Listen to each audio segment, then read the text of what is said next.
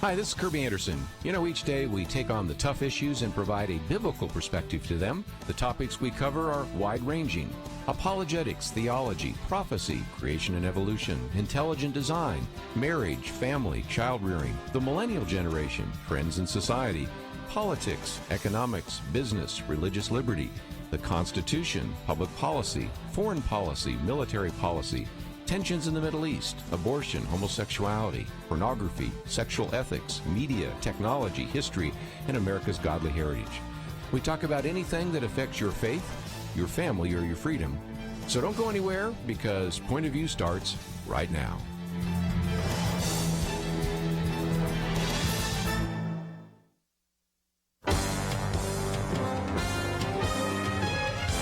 Across America, live. This is Point of View.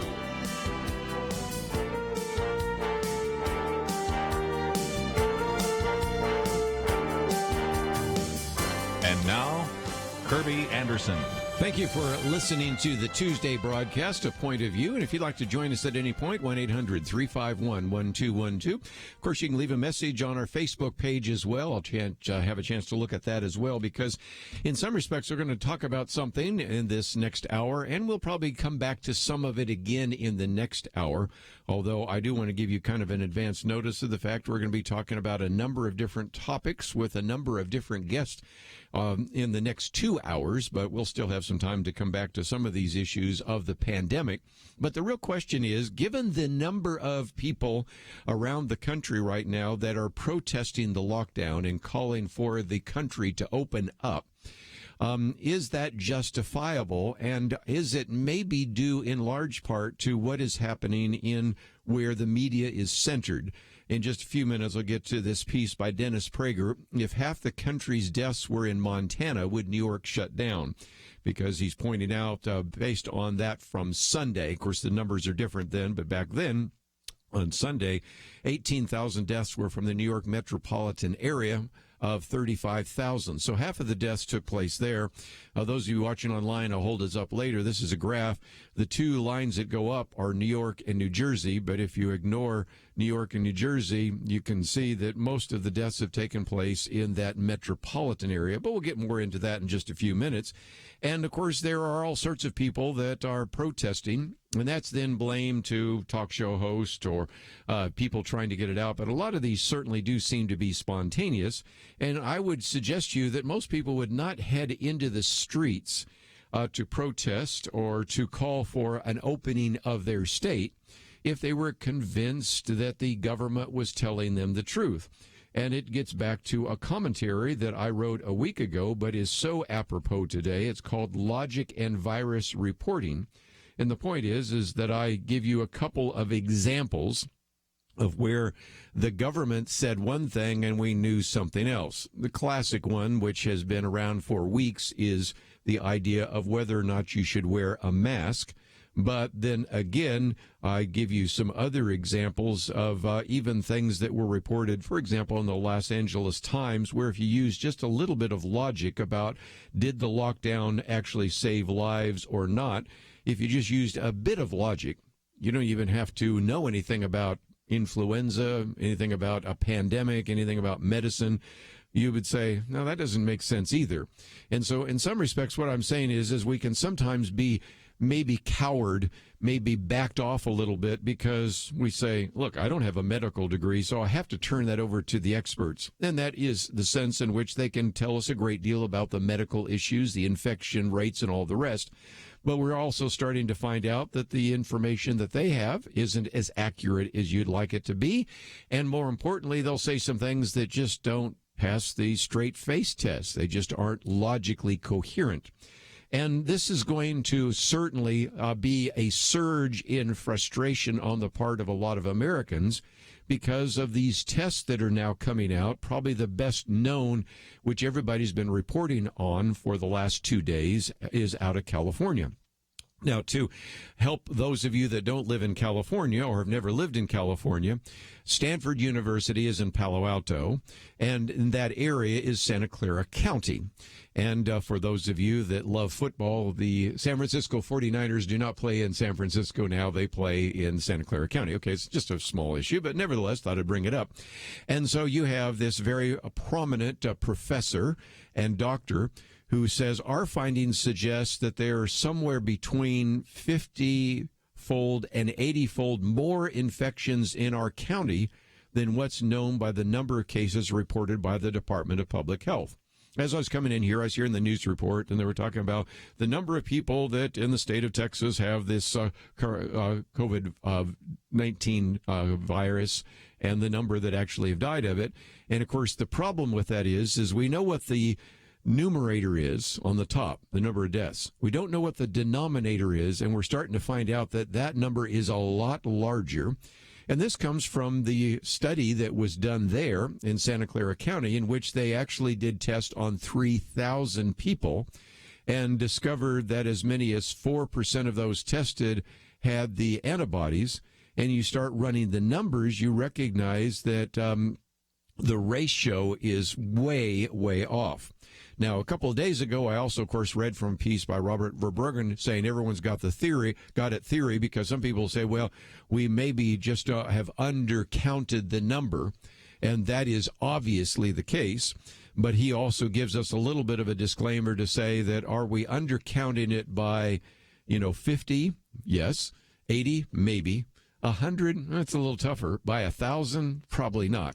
So in some respects, it still reminds us of two equally true statements at the same time. Number one, the death rate is much lower as a percentage than we ever would have imagined based upon some of these studies coming out. And it's also equally true that if you do get a serious case of this, it is certainly much more extreme than something that would be the flu.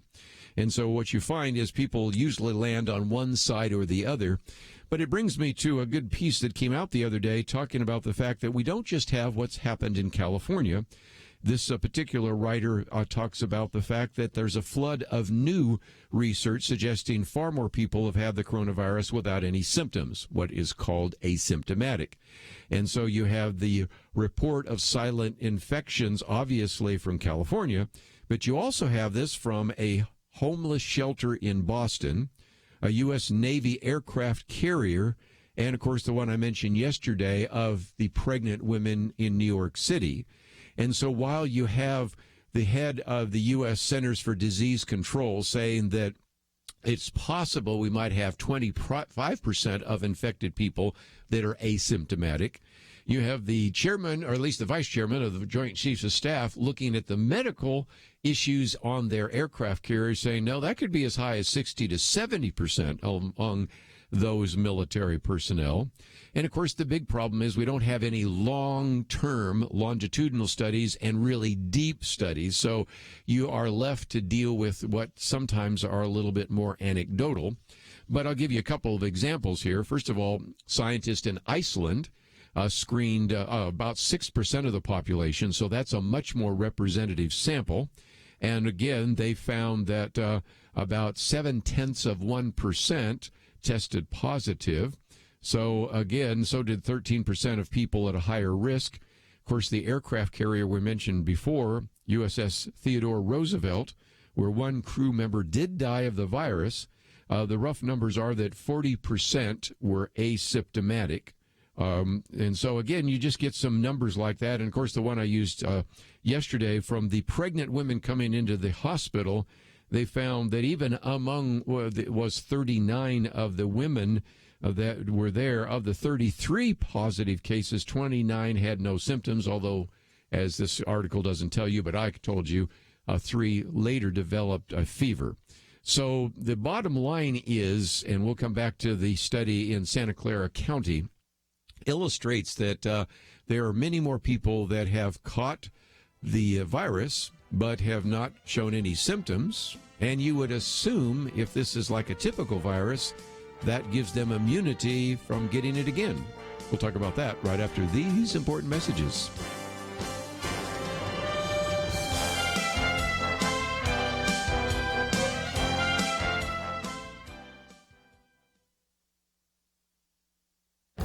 This is Viewpoints with Kerby Anderson.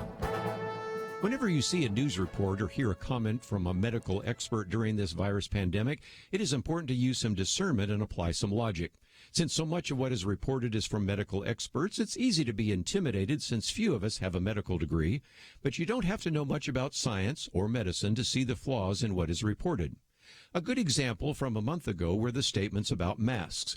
On the one hand, we were told that we should not wear a mask. On the other hand, we were told that medical professionals needed masks to protect themselves. Did that mean that masks only work if you get a paycheck from a clinic or a hospital?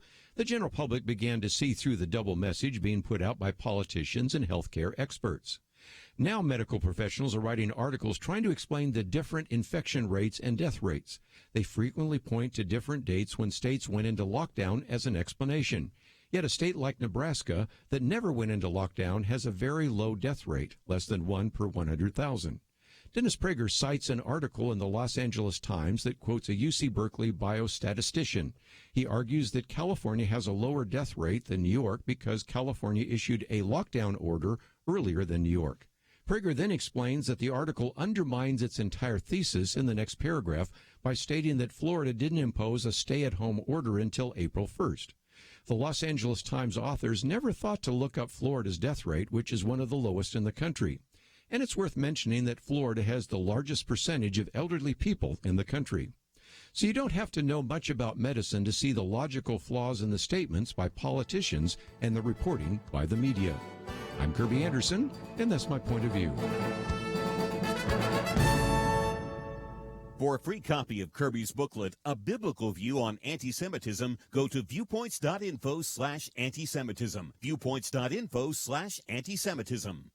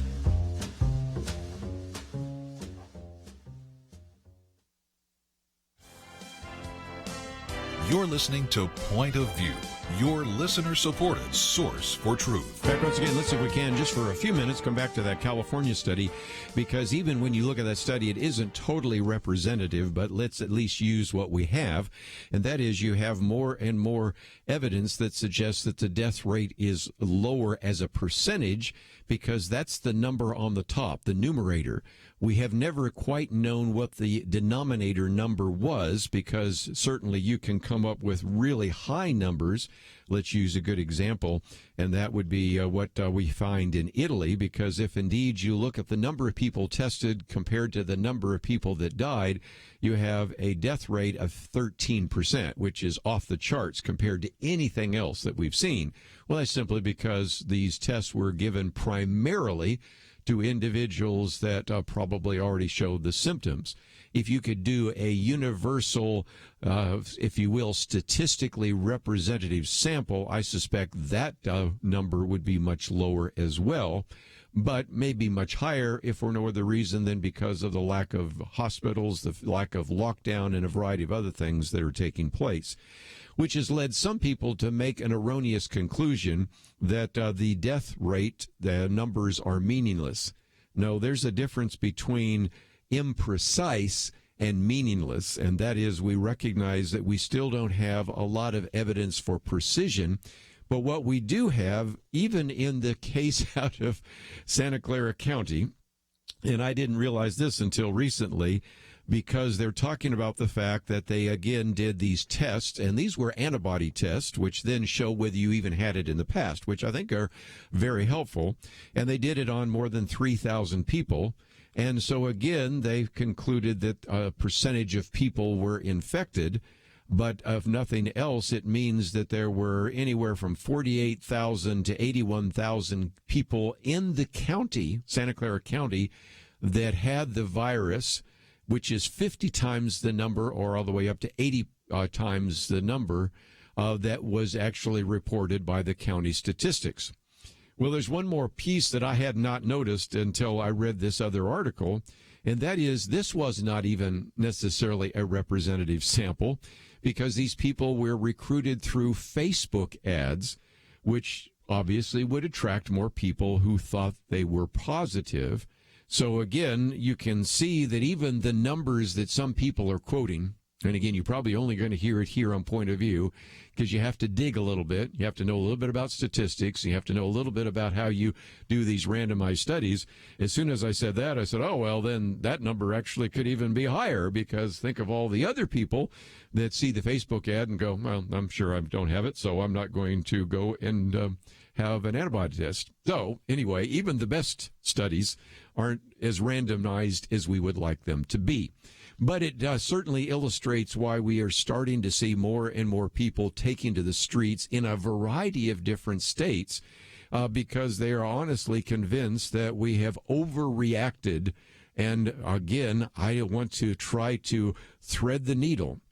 For the people that get the virus and have any kind of medical complications, it is devastating. More than 40,000 Americans have died. I'm not minimizing that.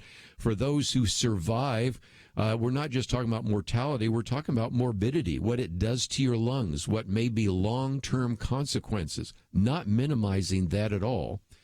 But at the same time, we have people on the other side that are saying, wait a minute, this death rate is nothing like we were led to believe originally when we looked at, first of all, China, but especially when we looked at Italy and Iran. And so in some respects, that's where we find ourselves. So the death rate is much higher in the New York metropolitan area than anywhere else. And again, for those of you that happen to be watching online or are actually watching on Facebook, I'll show you this graph. This one was actually done by the administration. This one showed up in the press briefing the other day. And the blue line is New York. And the, I guess we could call that kind of an orange line, is New Jersey. So if you were to put those two together, and I have seen the graph that compares the New York metropolitan area to the other 24 metropolitan areas. I could not find it before we went on the air, but this graph illustrates it, because then once you realize that that is New York, that is New Jersey, and then if you add this one is Connecticut, which I would still sort of put in that same area, then the others are California and Washington. You can see there's nothing like those. So in some respects, it comes back to the point of the Dennis Prager column. And I do find myself quoting from Dennis Prager more and more these days, in part because, of course, he looks at issues from a Jewish point of view, so that Judeo-Christian point of view is important. Number two, he's a man who uses a great deal of logic, and that's seemingly in short supply. And so I quote him even today in my Viewpoints commentary, which I wrote last week. But this one really asks a very fundamental question. If half the country's deaths were in Montana, would New York shut down? And he says, according to the New York Times coronavirus report, as of Sunday, April 19th, there were 35,000 COVID-19 deaths in the United States, and of those deaths, 18,690 were in the New York metropolitan area. And so when he's talking about this, he's really referring to, of course, the 5 boroughs, and then the New York State counties surrounding that would be Nassau, Suffolk, Westchester, Rockland, and Orange, and then parts of New Jersey and Connecticut, which again illustrates my point. If you put together New York, New Jersey, and Connecticut in this graph, you see nothing like this anywhere else in the country. And so he says this means, based on the numbers from Sunday, which are now higher, but using those numbers, 18,000 to 35,000, that more than half, that is 52% of all the deaths, occurred in the New York metropolitan area. And he says what makes this statistic even noteworthy is the entire death toll for 41 of the other 47 states is 7,661. In other words, while New York has 52% of all the COVID-19 deaths in America, 41 states put together only have 21% of the COVID-19 deaths, and all the 49 states other than New York, New Jersey, and Connecticut have less than half. So you can see that it is the case. Now, he does a thought experiment.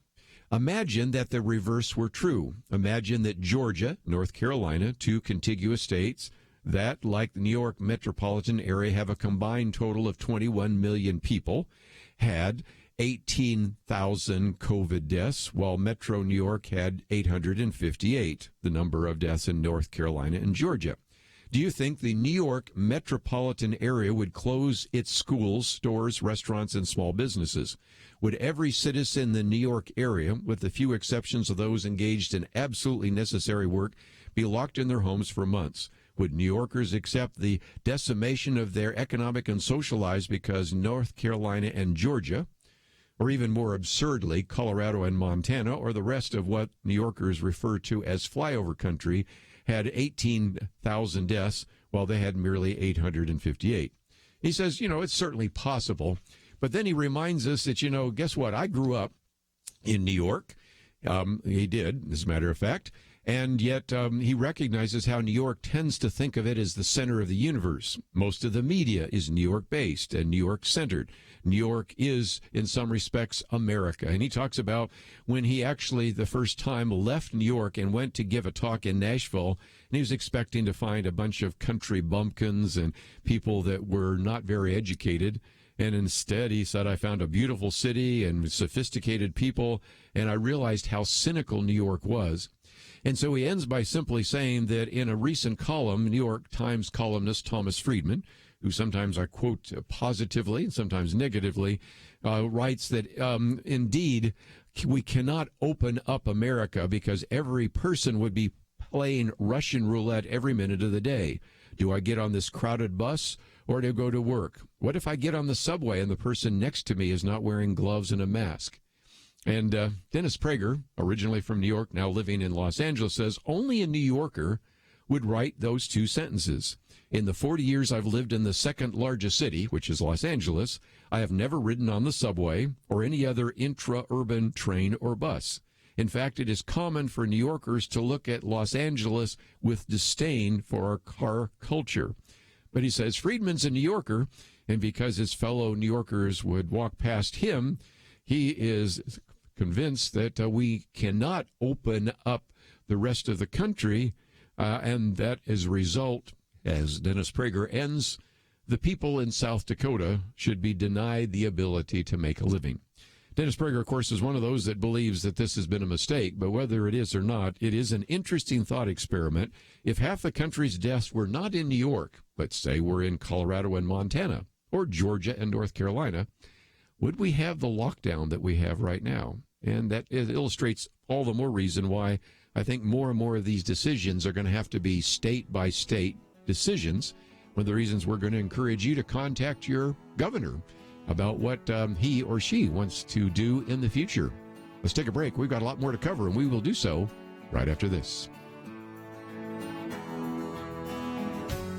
When you give to Point of View, does it make a difference? Jeremy Dies would tell you that it does. He grew up listening to Point of View in the back seat of his mom's car, and it helped to shape his thinking. I had parents that were able to sit across from me at the dinner table after we listened to Marlon Maddox and Kerby Anderson years ago and think through what the scriptures say about these issues of current significance in our lives. That's only possible because Point of View has come along and ministered into my life and made me who I am today. And here I am today defending religious liberty, partly because Marlon Maddox and Penn Dexter and Kerby Anderson were the ones that were pushing me towards all that. They taught me how to think through these issues. They didn't tell me what to think. They taught me how to think. Each gift you give will change lives. Not every Point of View listener will become a Jeremy, but if they listen for very long, they will be changed. And that will change how they impact and affect the lives of the people around them. So make that decision to change a life today. Join the Truth Team and boldly stand for truth in a world of lies,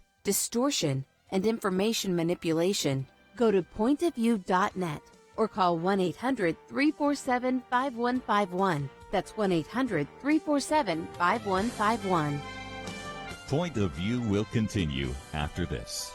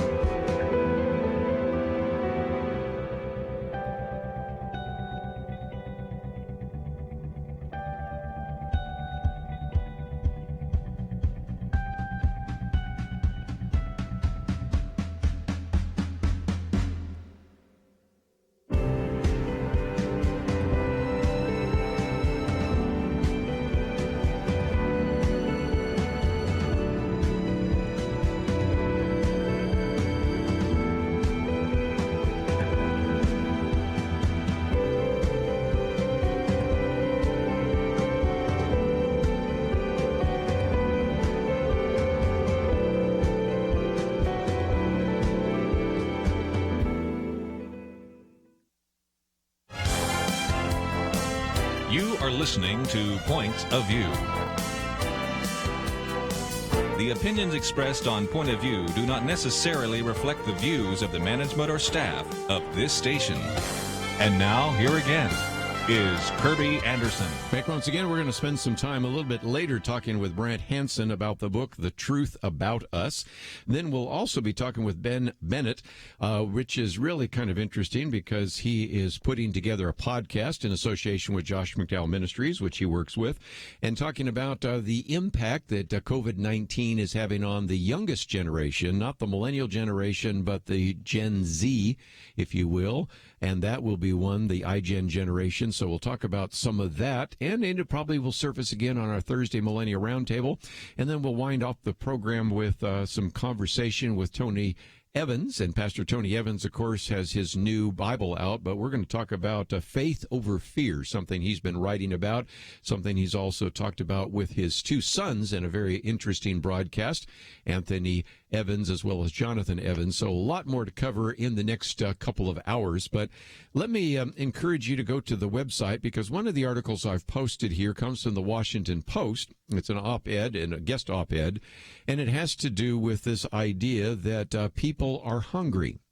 And I wanted to put this one in there to inject a little bit of sanity to this conversation, because we have people right now that are out protesting. Whether you agree with them or not, we certainly allow individuals to protest. And some of these protests, for example, for everything from civil rights to environmental issues, are appropriate, and there are all sorts of other protests as well. But there is a natural tendency, there's a cliche to say, well, this is where we want to put dollars over death. They just want to get back to their business, and they don't care about people that will die. And a good example of that came from the governor of New York the other day. A week ago, I had a commentary which actually addresses this issue called dollars versus death, in which the governor of New York said no one should be talking about social Darwinism for the sake of the stock market. We will not put a dollar figure on human life. And so the implication is the only reason we're opening the economy up is so that people can get their jobs back.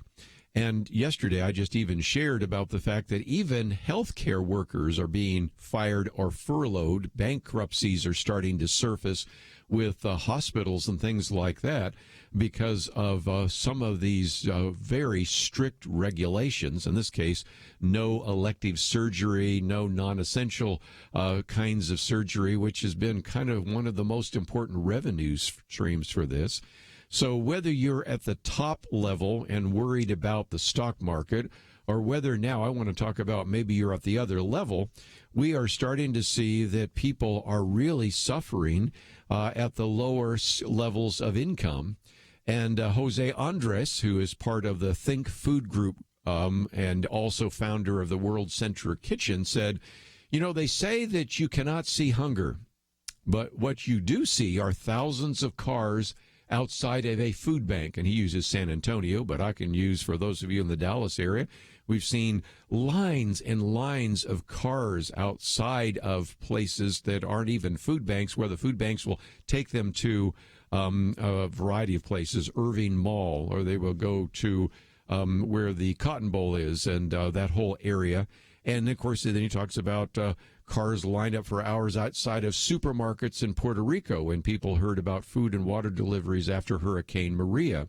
And so he points out that we are really struggling right now, not just with lost jobs, but with people literally that are going hungry. We have a food crisis that we have not seen since the Great Depression. But let me just quote from him, rather than take my word for it, take a person that works in this field every day. He says recovery is starting with admitting that we have a food crisis, in addition to the health crisis of the pandemic and the economic crisis of the recession. He says some see this pandemic as a war. If this is a war, it is one we are waging with no generals and a volunteer army funded by philanthropy. Our food supply should be a national security priority, he says. This pandemic shows that food has been an afterthought, handled by charities and volunteers who cannot cope with the scale of today's challenge. Under the Federal Emergency Management Agency, Mass Care, including feeding is a joint exercise among traditional charities, faith groups, and the private sector. This is called a whole community response. Now, let me stump in for just a minute. As he was talking about that, I was thinking, yes, the people that are pretty much liberal, progressive, and he probably fits himself in more of this category as I see some of his recommendations, oftentimes say, let's just let the government take care of it. But then when we have a time of crisis, guess who's stepping up? Oh, it's the churches, it's the Salvation Army, it's the the Southern Baptist Men, it's Samaritan's Purse, it's all of those kinds of groups. It's all the food banks, it's the food areas that are oftentimes run by faith-based organizations. And, of course, what he says is this patchwork is no match for COVID-19. He says even when we talk about what happened in Puerto Rico after Hurricane Maria, the system collapsed. People had no money, supermarkets had no power, restaurants were closed, traditional charities struggled to adapt, and that's where we ran out of food, resources, personnel, everything. And so, again, here we have a really interesting irony, because here, let me rejoin what Jose Andre says. The United States is blessed with great farms and a food supply chain that delivers to restaurants, hotels, and supermarkets. In normal times, the private sector does most of the work, supported by an invisible army of immigrants. Got to get that shot in, I know he had to do. In normal times, the rest of us take this for granted because shelves are full and food can be delivered. In normal times, America can feed itself. Unlike other elements of our economy, the food supply doesn't depend on Chinese factories or Saudi tanks. True. But these are not normal times, he says. Dairy farmers are dumping millions of gallons of milk into lagoons and pits and destroying millions of eggs. Vegetable farmers are just plowing under ripe produce back into the ground. Meanwhile, food banks are overwhelmed and the elderly cannot safely shop at supermarkets. So the point he's making is that the government's response is a patchwork that falls far short of what is needed. Let's now look at restaurants, which I did not realize till I read this commentary, is the second largest private employer in the country. And these restaurants are supported by Small Business Administration, but it's been overwhelmed. Matter of fact, tomorrow we're going to talk with Representative Van Taylor about even providing the Paycheck Protection Program for a lot of small businesses, and at least 80% of those have not received anything from a notification to the actual loan. So you can see they're overwhelmed by that. Farmers are supported by the U.S. Department of Agriculture, but most of the USDA's $19 billion in aid is earmarked for farmers' loss, which are some of them are taking right now as they're pouring milk into various lagoons and pits and things of that nature, and eggs are being destroyed. Just $3 billion is supposed to help feed hungry Americans. Food or aid, he said, should be prioritized and cash allowed to flow through to distributors and small farmers. This is the interesting irony, and this happened, of course, during the Great Depression, too, where you'd say we, as an American culture, could produce enough food, but if there's not enough money to even justify harvesting it and trying to get it to market, then we find people with a food shortage. And that's before we even get into something we've talked about before, the so-called food deserts. Well, anyway, he says this crisis points up a need to rethink every part of our broken food chain and turn the private sector into a force for public good. And he says, let's think back to the Great Depression to understand the magnitude of today's crisis and how to respond. In the Grapes of Wrath, there's a famous line there. Whenever there's a fight so hungry people can eat, I'll be there. And he says, hungry people are fighting to eat all across the country. We need to be there now. So that's one of my articles I've posted here for the people that say, you know, you're just a bunch of selfish people out there wanting to bring us back to normal. Don't forget there are a lot of people that have lost their jobs. Some people that say, I've got just a little bit food left in my refrigerator, and then that's it. And then the only way I can eat is to get in my car, sit in a long, long line, and hope they don't run out of food by the time I drive back and drive by, and they drop it in the trunk of my car and I drive away. So that's just another aspect of this conversation that sometimes gets missed because people are saying, well, this is all because of people concerned about the stock market, or this is because we don't want to have people maybe catching COVID-19 on the subway. Well, America's a big country. But still, a lot of people outside of the New York metropolitan area are going hungry. Let's continue our conversation. We will do so right after this.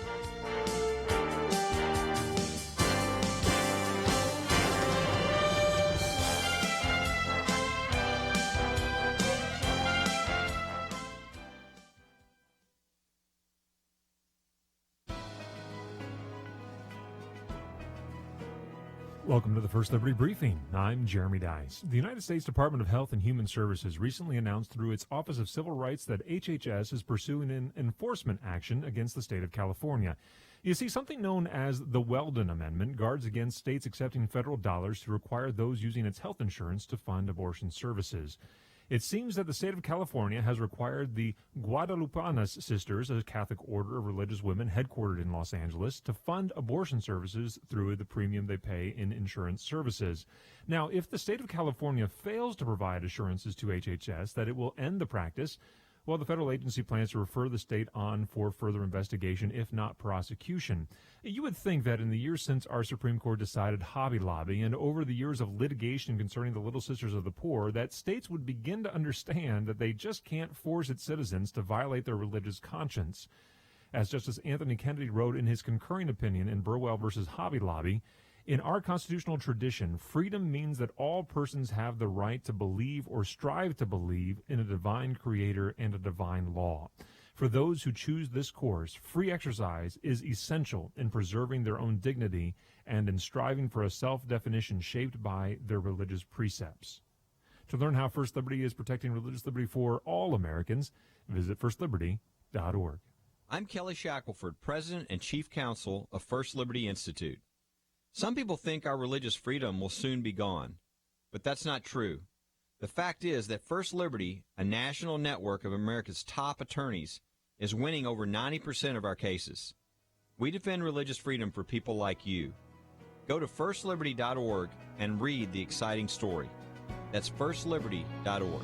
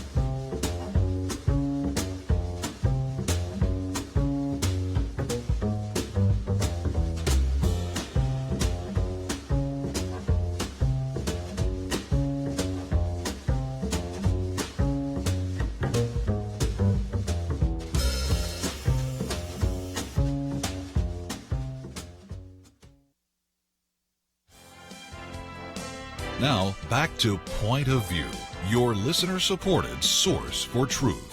Back for a few more minutes. Let me just give you as a program note, we're going to be talking with Brant Hansen at the top of the hour. We'll be talking about his book, The Truth About Us, and that is the fact that the very good news, how very bad we are, and it will be just a reminder that indeed we are all sinners saved by grace, and that's an important issue to put on the table. And then we'll be in the next hour after that talking with Ben Bennett, who works with Josh McDowell. We'll be talking about what's happening right now with the iGen generation, because the emphasis on safety and some of the fact that they have actual social statistics that are off the charts in terms of depressions, suicide, all sorts of other things, how that's affecting them during this pandemic. And then we'll finish off with a good conversation with our friend, Pastor Tony Evans.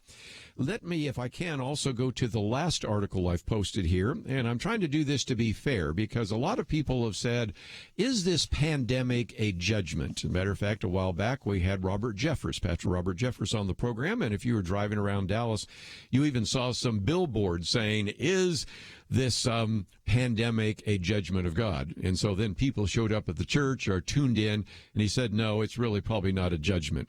There are some Christians that think that it is, and I thought Pastor Peter Leithart would be somebody that you might want to hear from. I don't necessarily agree with everything he has to say. As a matter of fact, in some respects, it's a pause to think about in light of the fact that sometimes people are maybe a little too quick to say this is a judgment of God, to back off a little bit. A very good book came out a number of years ago by Dr. Erwin Lutzer, in which he talks about, as you look at Scripture, 7 different criteria for a judgment, and one of those is the fact that obviously most judgments of God were, first of all, announced ahead of time by a prophet. Number 2, they oftentimes were fairly specific. And so when people would say things like AIDS is a judgment against America, well, in some respects, or it was a judgment against homosexual behavior, there were people that were dying of AIDS that weren't engaged in homosexual behavior. So I think we have to always be careful to say that. But let's at least give you the chance to read this piece. It's 3 pages if you want to print it out. And he says, that his argument is that it's hard to read what is happening not only in this country but around the world any other way. He says an individual illness is a trial. A worldwide pandemic is a different order. A burglary is a test. An invasion and plunder are judgments. And you can see some of those in indeed the case. And so then he begins to give us some verses from Jeremiah, Revelation, Isaiah, and talking about the fact that, the streets are empty. There is certainly the wailing of people in these funeral homes, the loss of life and all the rest. And so he comes back to respond, well, some will say the virus didn't do this. It's the response to the virus that did this. And he said there's truth to that, but it doesn't alter the point. The pestilence and shutdown have produced a situation that looks awful like a judgment of biblical proportions. And if nothing else, as we have talked about with Joel Rosenberg, we do see in especially Matthew 24, this idea that in the end times there will be an increase in earthquakes and all sorts of other things, but also pestilence, which you find in your King James Version, not in some of the others. We'll get to that another day. But nevertheless, just before we run out of time, let me talk about the 10 reasons why he thinks this might indeed be something to cause all of us to pause, why he even thinks it's a judgment. But even if you disagree with him, you got to think about these 10 points because they're pretty profound. Number 1, we have turned from the living God to love, fear, and trust in idols of our own making. We love comfort more than faithfulness. Number 2, we don't honor the image of God in one another. We leave the homeless unhoused. We have people that are hungry. We just talked about that a minute ago. Number 3, millions upon millions of Christians in the United States wear the triune name conferred in baptism. Do we bear it with the weight that it deserves? In some respects, we pretend to believe in it, but do we really act like it? Number 4, he says we know no Sabbath in our 24/7 economy because he believes we should be honoring that. Not that I disagree, but I'm just saying that's why he makes that as his 4th point. Number 5, one of the heartening things about this is the constant reminder to protect the elderly from infection. And so in some respects, that is the case. Of course, number 6, 46 million abortions since 1973 and counting. In many cases, killing the unborn child is deemed as an essential service during the pandemic. Number 7, we defy God's sexual norms and insist on the constitutional right to do so.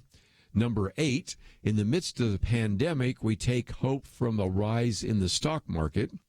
Number 9, is our public discourse characterized by truthfulness? Or do we, as Luther said, put the best construction of the words of our ideological opponents, thus break the 9th commandment? And number 10, entire industries are devoted to fostering covetousness. So if you haven't figured out by now that number 1 to 10, really the first 10 commandments, and each one of those are there. And so he ends by making this statement. He says, a cynic could, of course, uncover violations of these 10 words or these 10 commandments among every people, even the most pious in every age. True, but he says our defiance of certain commandments is settled and institutionalized. We don't just happen to kill the innocent, we have institutionalized it. We don't just happen to have perverted sex. we institutionalize it. And so if you see this, the point he's making is it's one thing to say this happens. Has there been, all sorts of evil in other generations? Of course. Have we, in many cases, institutionalized it in ways that you can't necessarily even find in some of these pagan societies? And so that's his argument, and whether you agree with it or not, you have to agree with the fact that when you look down the 10 Commandments, or what he calls the 10 words, you see we're in violation of a great deal of it. And so that's why I posted it, so that you could hear the other side. Most theologians, most Christian leaders saying this is not necessarily a judgment of God, but it's certainly a wake-up call. He goes further and says, nope, I think it's a judgment of God, and here's 10 very good reasons for it. And so we've posted it for you to read today on the website, pointofview.net. And if you want to respond to it, of course, we give you that opportunity. Just before we take a break, let me just mention that my commentary today is entitled Logic and Virus Reporting, and also the one the other day, of course, is the use of logic and how to begin to think through what has been taking place. And that is, we'll continue to talk about how this reporting sometimes has been unfortunate. Matter of fact, yesterday we talked about how Bill Maher says if we continue down this road of virus reporting, it might even reelect President Donald Trump. But this one is looking at you to have some discernment, because I've said that there is an easy attempt, I think, sometimes for people to say, you don't have a medical degree, so what credibility do you have?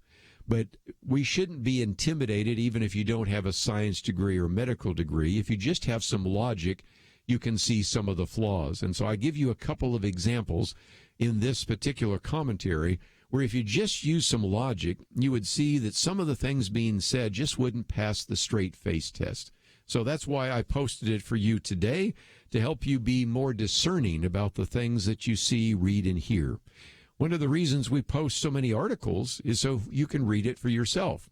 Don't trust me? Read it for yourself. Look at some of the references. Get some of the booklets. Get some of the material. And I think you will come to the same conclusion. And that's why we make that available every day on our website, pointofview.net. Let's take a break, though. When we come back, we're going to talk about first the truth about us. Then we'll come back to some of these interesting statistics coming out of this pandemic. All that coming up right after this. 2020. Is there anything important happening this year? Well, not unless you consider major disputes in various Christian denominations, international tensions over a flu epidemic, economic uncertainties, and a presidential election important. Question: where will you get real news, credible opinion, clear biblical thinking on the things that matter most? Answer: Point of View Radio with Kerby Anderson and the team. You can make sure their voices continue speaking loud and clear by taking a moment right now and joining the Truth Team. It's easy, but you do have to visit our website or make a quick call. Go to pointofview.net/team or call 800-347-5151. You have the power to make a difference. Joining the Truth Team can help ensure that millions of people will get a different opinion from the major purveyors of fake news. We don't get big advertising dollars like the networks or tax money like PBS. We depend on you. Pointofview.net/team and 800-347-5151. Point of View will continue after this.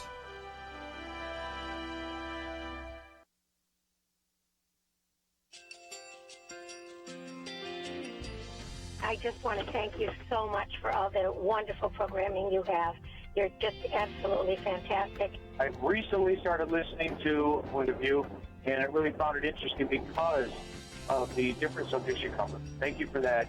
I really appreciate everything that you do in keeping us informed.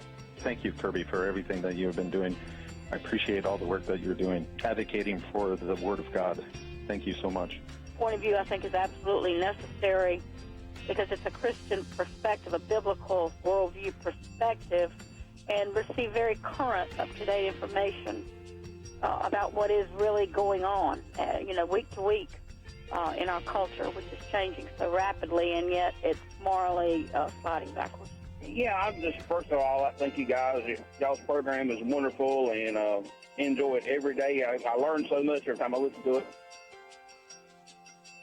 Point of View Radio Talk Show.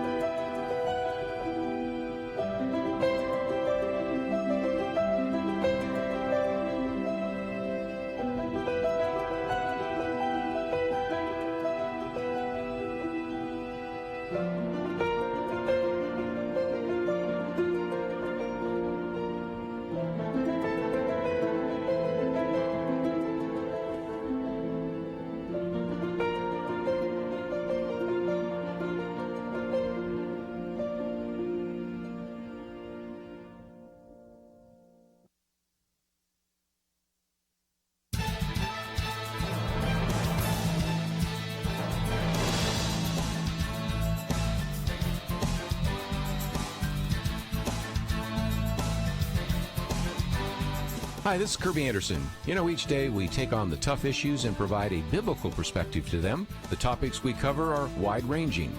Apologetics, theology, prophecy, creation and evolution, intelligent design, marriage, family, child-rearing, the millennial generation, trends in society, politics, economics, business, religious liberty, the Constitution, public policy, foreign policy, military policy, tensions in the Middle East, abortion, homosexuality, pornography, sexual ethics, media, technology, history, and America's godly heritage.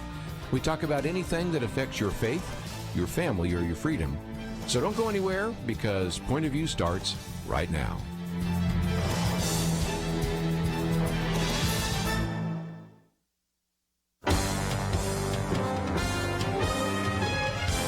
Across America, live.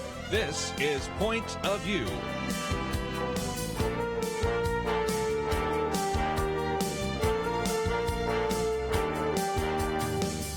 And now, Kerby Anderson. Thank you for joining me this hour. We're going to spend some time looking at this pandemic, and then I wanted to give you, as a program note, a couple of other conversations we're going to have a little bit later. We're going to be talking with individuals that have been watching how this has affected, especially the younger generation. And, of course, we'll have our Millennial Roundtable on Thursday. We're going to talk about what's happening to the iGen generation as we chat with an individual that works with Josh McDowell's ministry. And then next hour, we'll also have with us of course, Pastor Tony Evans, and we'll be talking about the need for faith over fear. So there's just a lot of things we're going to be covering over the next couple of hours. Most importantly, I'd love to hear from you. There are a growing number of protests that are taking place around the country. And so there are individuals that are saying, what is the limit of American patience? And there are all sorts of reasons why that is the case, as we will talk about in just a few minutes. Dennis Prager has a piece saying, and if half the country's deaths were in Montana, would New York shut down? And I'll explain what that means in just a minute. We're also going to get into the impact that this is having on people at the lower level of the economic ladder. People are hungry, and I've posted that piece. And we may get to a piece also that I posted by at least one Christian theologian that says maybe this really is a judgment of God. So we'll get into all of those issues as the hour unfolds. But let me first of all just explain one of the reasons why there are a number of people that are convinced maybe we don't have as many people dying as a percentage. We know how many people have died, but we don't have the death percentage as high as we would think. And a lot of that comes from some random testing that was done in California. In particular, for our California listeners, they recognize that Stanford University is located in Palo Alto. And so one of the doctors there, researchers, looked at the number of people in Santa Clara County, of which there are about 3,000 they had a chance to study. And with the sample that they put together, concluded that in some ways, anywhere between, say, a 50-fold to an 80-fold more infections in the county than were known by the numbers. You know as well as I do that when we oftentimes go to what's called the sick map, which has been put forth by Johns Hopkins University, the number of people infected we know is always low. And we know that for a fact because we know, first of all, China has not been honest in its reporting. A little bit later, I'll get to some of that because we have even more evidence of the deception taking place there. But we also know that even in countries that are open and transparent, we primarily have been testing individuals who think they have the virus. And so as a result, it's not a randomized test. The one in California, at least initially, looked good. I'm going to tell you in just a minute why even it isn't as good as many people think that it is, but it's certainly illustrative. And there's a very good piece that came out in Western Journal, which says that there's a flood of new research suggesting far more people have had the coronavirus without any symptoms, what we call asymptomatic. last week. They pointed out that you have these reports from California, which we're going to get back into in just a minute, but also some others. We have reports from a homeless shelter in Boston. We have, of course, a report from the U.S. Navy aircraft carrier, and the one I mentioned even yesterday for pregnant women that were entering into a hospital. And we've known that we probably have an undercount in terms of the number of people that are actually infected. We even had the head of the U.S. Centers for Disease Control and Prevention the other day on radio saying, well, maybe about 25% of infected people might not have symptoms. But because of some of the things happening in the military, we have now the vice chairman of the Joint Chiefs of Staff saying he thinks it could be as high as 60 to 70%, at least among the military personnel. But the biggest problem is these are not randomized studies. These are not representative. But when we've had a few, at least we can see what the numbers are. A scientist in Iceland screened about 6% of its population and concluded that only about 0.7% tested positive. So in some respects, that means that the situation is the risk might not even been as high as you might have thought. We have, of course, the study that came from the aircraft carrier USS Theodore Roosevelt, and that is the case. And, of course, I mentioned the study the other day done in which they tested pregnant women entering into labor and delivery, and they found that, interestingly enough, even of those individuals who tested positive, 29 of the 33, I might look in one study, were actually asymptomatic, although it looks like a few others later on actually maybe had a fever, but nothing like the sort. Which brings us back to the one issue I want to address before we take a break, and that is the study out of California. Because this one in Santa Clara County is one where you had the antibody test on 3,300 people, and they found that between 1.5% and 2.8% had been infected. This is using kind of an antibody test, which would suggest that if you have the virus, you generated antibodies, and they could then find those in your bloodstream. And that would mean then that you had anywhere from, you take the low number, the high number, 48,000 cases to all the way up to 81,000 cases of people that actually were infected but were asymptomatic, did not even know they had the virus, which would mean that at least the number of people that are infected but do not show symptoms is 50 times higher. Some people looking at some of the other numbers say it's 80 times higher. Let me now tell you something that wasn't in any of these reports, but I found by digging a little bit more. The people that actually were part of this study were recruited through Facebook ads. So if you know anything about a randomized statistical study, that's not necessarily random then, because it most likely would attract many people who thought maybe they were positive and actually then got a test. So in some respects, that means that the ratios could even be higher, because it's not as randomized a study as you would like. And it kind of gets us back to something we talked about the other day in terms of the fact that we know that there are a very significant undercount in the number of people that actually have contracted the virus. But is it 50 times? Probably. Is it maybe 100 times? Maybe. But I don't think it's 1,000. Which leads me to want to make a statement that wants to try to thread the needle. On the one hand, we are now seeing that fewer people maybe actually are getting this virus in a way that threatens their health in a significant way. But on the other hand, also true equally, those people that do get this virus, who do have complications, and then in some cases even die of it, those not only are dying of it, but also we have not only the mortality figures, but the morbidity figures in terms of what it does to the lungs. So you don't want to go to either extreme saying, this is just like the flu. No, it's not. But you don't want to go to the other extreme saying this is worse than any flu that we've ever had in the history. It is very devastating for those who get it. But again, a lot of people are asymptomatic.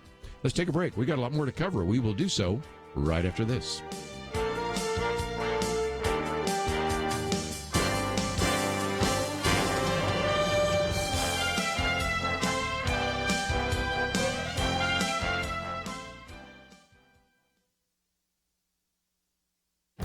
This is Viewpoints with Kerby Anderson.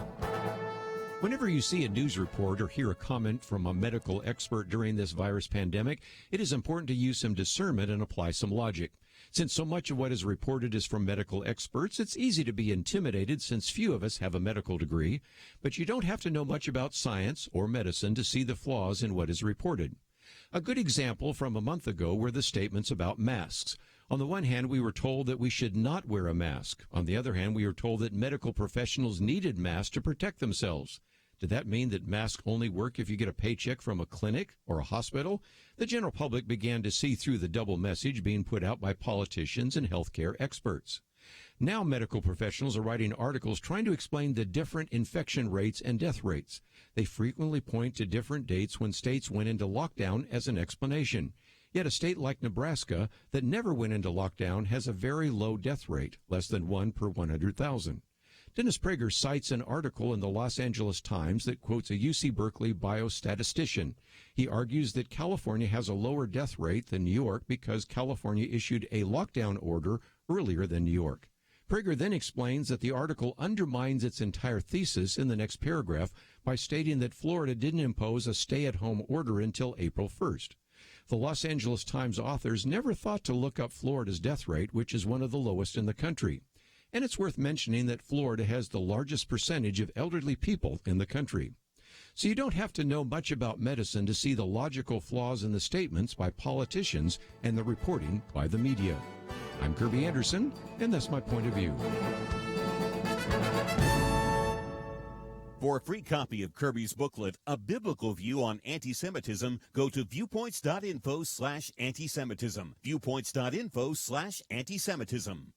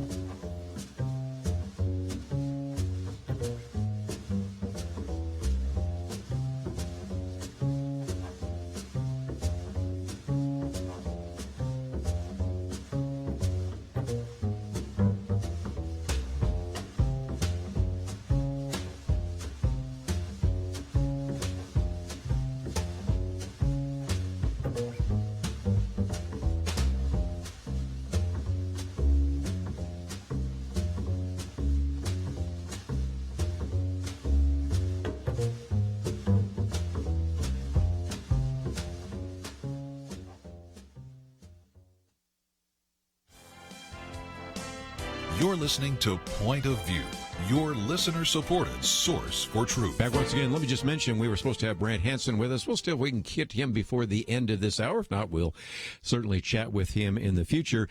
Next hour, Ben Bennett will be with us. He works with the Josh McDowell Ministries and has really put together some great information. There's going to be a podcast that you might want to know about and really trying to address some of the issues facing especially the youngest generation during this pandemic. So we'll be talking about that with him. And then, of course, also we have Pastor Tony Evans that will be with us as well. Let me just give you an advance notice, too, and that is we certainly have some great material here about the fact that people are hungry. That's our first article there. Also, one, is this a judgment? You know, we've had people in the past say, well, this is not a judgment of God, but I wanted to at least give you a chance to hear from one theologian that has said, no, I think it looks very much like a judgment of God, especially as we start seeing how the American culture lines up with the Ten Commandments. So those are some issues that we will certainly be addressing. And so those are a few topics that we will try to address. And one of the things I will get to in just a few minutes is a piece by Dennis Prager, which asks a very good question. If half the country's deaths were in Montana, would New York shut down? Because if you've looked at those numbers, more than half of all the deaths have occurred in New York, metropolitan area, 52%. And he says, imagine if you take maybe Georgia and North Carolina, two contiguous states like those in the New York metropolitan area, And imagine if you had indeed 18,000 deaths there. Would Metro New York, if it had 858 deaths, which would be the number of deaths in North Carolina and Georgia, do you think the New York metropolitan area would close its schools, its stores, its restaurants, its small businesses? And it's a great little thought experiment. So we're going to get into some of that, especially since some of you live in those particular areas where we're talking about this. But it looks like now we've been able to connect up with Brant Hansen, who again is an author, national syndicated radio host. He's been on this program with us before, an advocate for healing children of correctable disabilities. And his new book is entitled The Truth About Us, The Very Good News About How Very Bad We Are. And Brant, it is great to have you on with us today on Point of View. Thanks. Great to talk to you. Let's, if we can, get into this because it's kind of the good news is the bad news. The good news is that the bad news is really true, and that is we're a lot worse than we might imagine. And you've also said that leads to a very significant element of self-righteousness, which I thought was really kind of telling because you got to love a guy that quotes from George Carlin. George Carlin said, have you ever noticed that anybody driving slower than you is an idiot and anyone going faster than you is a maniac? But let's talk about this for just a minute because we have this whole idea. If you've been out witnessing, as we have talked about so often in evangelism, you always have people saying, well, I'm a good person. And your book is really an attempt to kind of set that aside, isn't it? Yeah, and it's not a guilt trip. I actually think everybody's already on a guilt trip, and that's why we have to justify so much. You can see how people, including us, how humans justify anything. We'll always come up with a story that makes whatever we did somehow palatable because we want to believe that we're good people no matter what.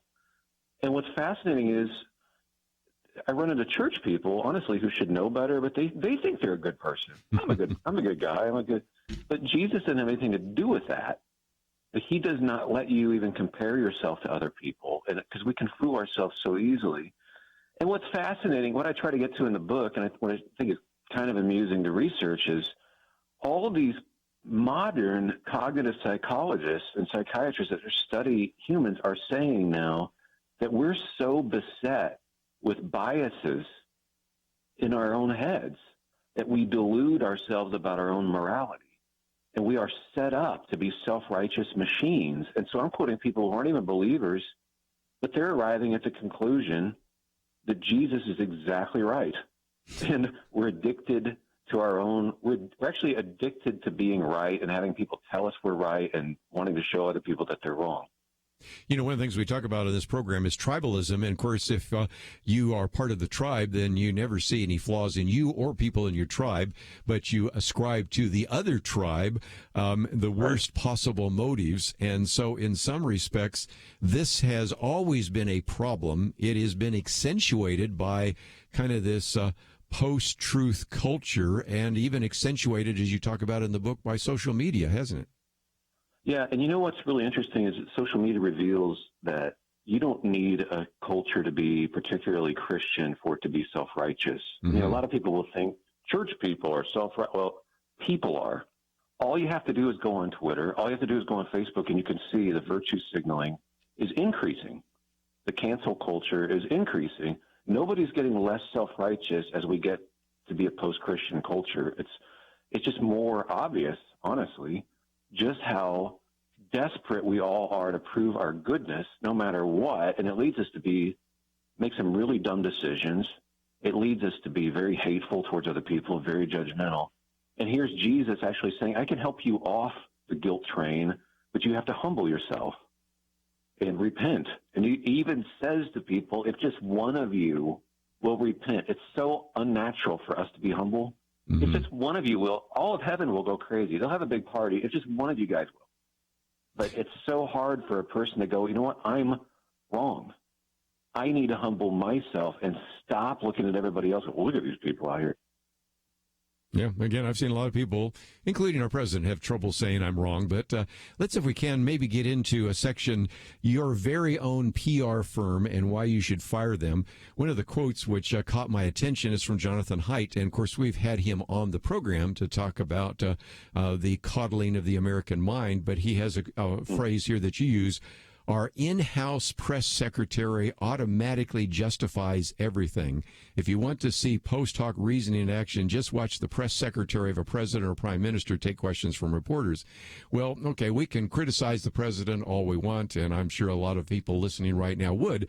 But what you're saying is all of us, not just people in public life, are excuse machines. And so your book is really calling for us to just get a little bit more realistic about your failings and not see that as causing you to want to commit suicide or go into deep depression, but just be more realistic about who you are and what you are in light of a good God that exists in the universe.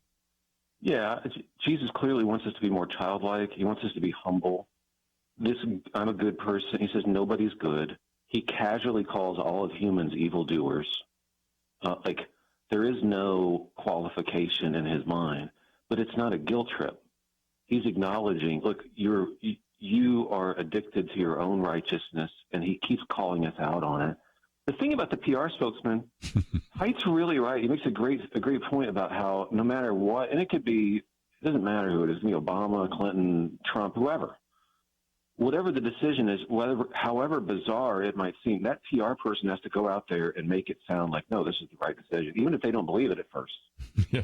But he said we all have that going on in our minds, a spin, so that no matter what we want to do, what we want to buy, how we want to behave, we are so good at rationalizing it and trying to make it sound reasonable.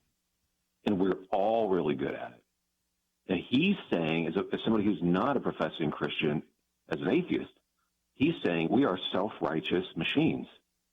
So again, he's arriving at the same conclusion. Jesus is clearly calling us out on this.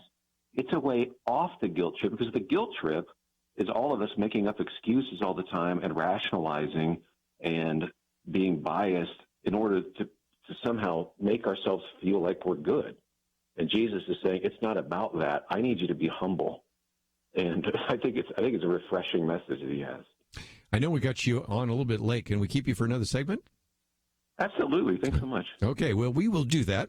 And let me just take a break here because we have one of those natural mandatory breaks. But the book is entitled The Truth About Us, The Very Good News and How Very Bad We Are. It's published by Baker Books. And again, endorsed by a number of people. Kyle Idleman is a good example of somebody who's been on this program, and we have a link to his website, a link to this book. I think you'll probably be able to find it in your local bookstore, but if not, we give you an opportunity to find it both in paperback and Kindle. And we come back, we're going to move from the excuses to follow your heart. Of that chapter there, the worst advice ever, and then a couple of other things, the flaws in our code, some mixed motives, and a couple of other things. Just thought it would be of interest to you. And believe me, if you have been out witnessing at all, you hear it all the time, and that is, I'm a good person. Sometimes when I'm in a bad mood, I say, no, you're not. Or I do the Jesus question, what do you mean by good? But, you can hear people that live almost debauched lives saying, I'm really a good person. I think even prisoners and people that are criminals sometimes say, I'm a good person. So sometimes it's just important to challenge that. And let's challenge it in our own lives. And that's what this book is about, The Truth About Us. We'll continue that conversation right after this. Having civil conversations about important issues seems to be harder and harder. Various media outlets tell people what they should believe, why they should be outraged, and getting people to actually think, well, it can be difficult. Whether it's the gospel, tax issues, social policy, or just about anything else, you need to have solid information and clear thinking to address the hard issues. You need God's truth applied. And that's what you get in less than 2 minutes with Point of View's Viewpoints Commentary, a daily resource to help you be informed and think through the things we need to be talking about. It is free and will arrive in your inbox each day when you visit pointofview.net/signup. Sometimes we know we should say something, but we're silent because we're not quite sure what to say. Viewpoints Commentary can help you break the silence and change the narrative. It can make you a more equipped agent for truth.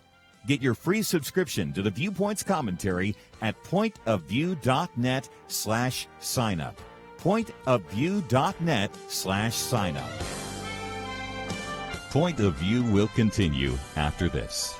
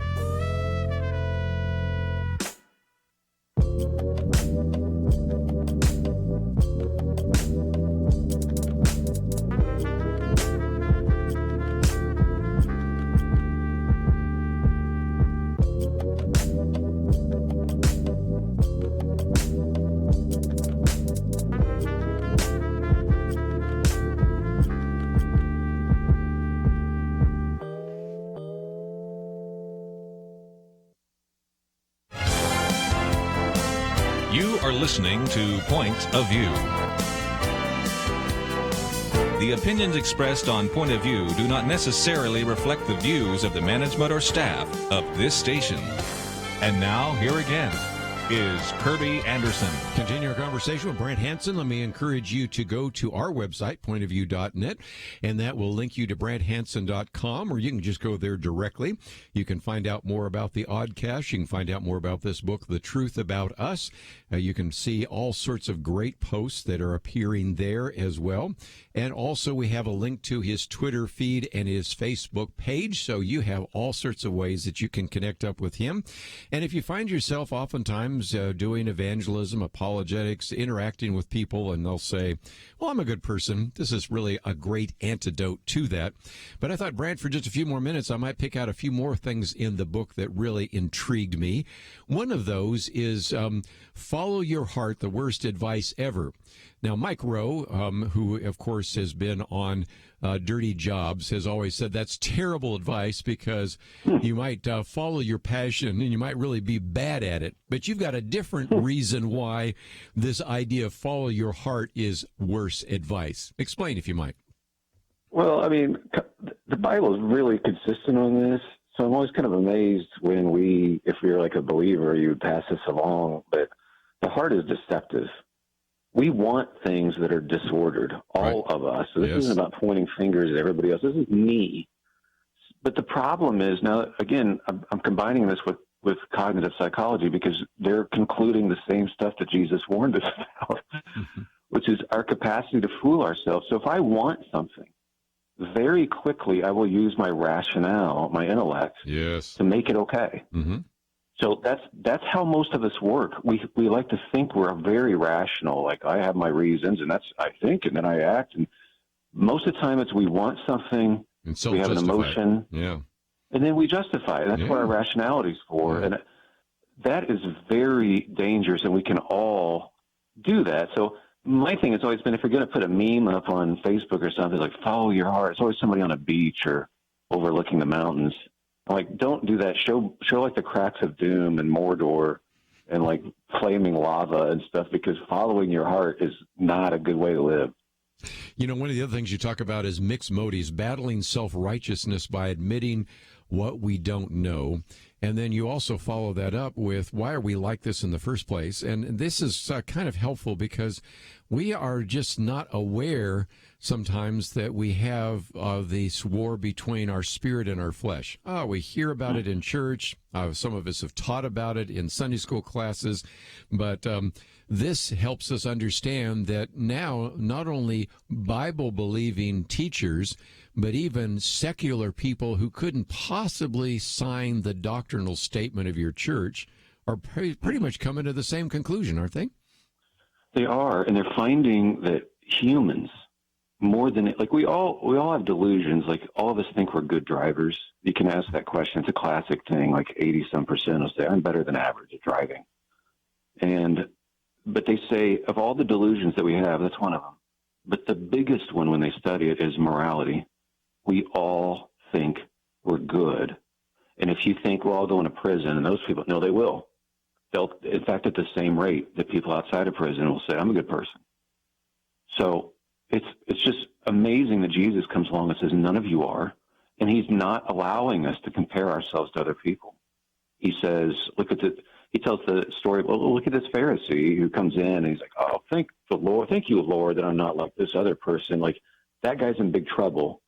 What we're supposed to be like is the other guy saying, all he has is, have mercy on me, I'm a sinner.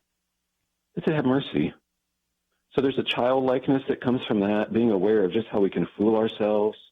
We get in these debates and arguments, but so much of it, honestly, there's a cognitive bias that as soon as we say something, we believe ourselves doubly. Isn't that amazing? So it is, and they've studied this in many ways. Just as soon as somebody articulates something in public, they will go to the mat for it regardless of countervailing information. And since I do a lot of political stuff here, I see that all the time. People stake out a position and then try to justify it. So this book is just full of the illustrations that we've seen in the political realm. But the good news about your book is it applies to us as well. You know, we're pointing out all the failures of our governors or our presidents or whatever it might be, even sometimes our pastors. But we're guilty of it as well. So let me keep it moving because you got 17 chapters, and we obviously won't cover all of them. But one of the chapters is Let's Freak People Out, battling self-righteousness by staying together. And you quote from D.A. Carson. I love that. Christians are a band of natural enemies who love one another for Jesus' sake. But some of this is, people might say, okay, really good. You've identified a really important issue here, Brant. But what do I do with it? And I think the first issue is that we come back and recognize that we're part of the body of Christ. Can you explain how that works out on a kind of a day-to-day basis? Well, it kind of gets at what you were saying about tribalism. Like, if we're around people that only agree with us, well, we can accomplish that same thing. That's not a good thing by being disconnected from community. We need to be in community with people so that they can call us out. I'm not talking about political beliefs or anything, but just in life. Have to have people in your life so they can see how you treat your wife or how you treat your husband or your kids, or how, to help you grow. And that's the way God designed us. So what I was saying is, actually what would freak people out in this culture is if you were around people that were allowed to correct you and you didn't leave. Nobody does that. That would have to be supernatural. But that is, in fact, the institution that God gave us in the church, so that we're all able to use our gifts and we're supposed to submit to one another out of love. Nobody can pull that off but us. That's it. And I use the example of even the Beatles, like they're singing about give peace a chance, and all we need is love, and they couldn't stay together, screaming at each other. That's just, things break apart. But what would it be like for us to stay in community with people where they're allowed to call us out so that we don't sink into this self-righteous hole that we can be in, where we just are constantly justifying ourselves and going further and further adrift spiritually? And again, one of the things we've talked about, whether it's been George Barna in the studio, whether it's Dave Kinnaman at Barna Research, is that so often the studies just pretty much say that Christians act a lot like non-Christians. And if Christians stopped acting like non-Christians, it would be a testimony to the watching world. So just before we go, let me also pick out one other chapter that I thought was fun. Even more good news, the humble life is more fun anyway. And that is, a lot of people think, oh, you're just going to tell us to live a life of legalism. I've got to be a doormat, humility. No, I know First Peter talks about this, and I know Jesus talks about this, and but this actually is a better way to live, isn't it? Yeah, I think Jesus is the smartest person who ever lived, in addition to being God himself in the flesh. And he knows how we should live. He knows what a good life looks like. I really believe that. And so when he's telling us to become like children, and when he's telling us to repent, like humble yourself, God resists the proud. And a lot of you dress yourselves up in religion and, oh, didn't I do this? Didn't I do that? He's constantly calling this out. But ultimately, it's not just about heaven and hell. It's about, right now, it's a better life to be humble. It releases you from anger, the constant self-judgment, the judgment of others, just letting go of that whole thing and living each day like, God, give me the resources I need for today. Help me to stop being so judgmental of other people. Help me to just see where people need to be served. Let me love people. Like, that life is a lot more fun to live, actually, and you laugh more and you can enjoy yourself more. Don't take yourself so seriously. Just before I go, let's talk about what we will find when we land on your website. We've got your picture on our website. We've got the link to BrantHansen.com. But there's information about your radio show, your books, the blog, the Oddcast, and a few other things. So talk about what people will find when they come to your website. Yeah, I put up some stuff that we write about, but also, there's links to get the book and whatnot. But also, we have studies for small groups that we're putting up there, too, that's free to go along with my books. And a lot of people have done that, too, and had some great conversations. They're very fun.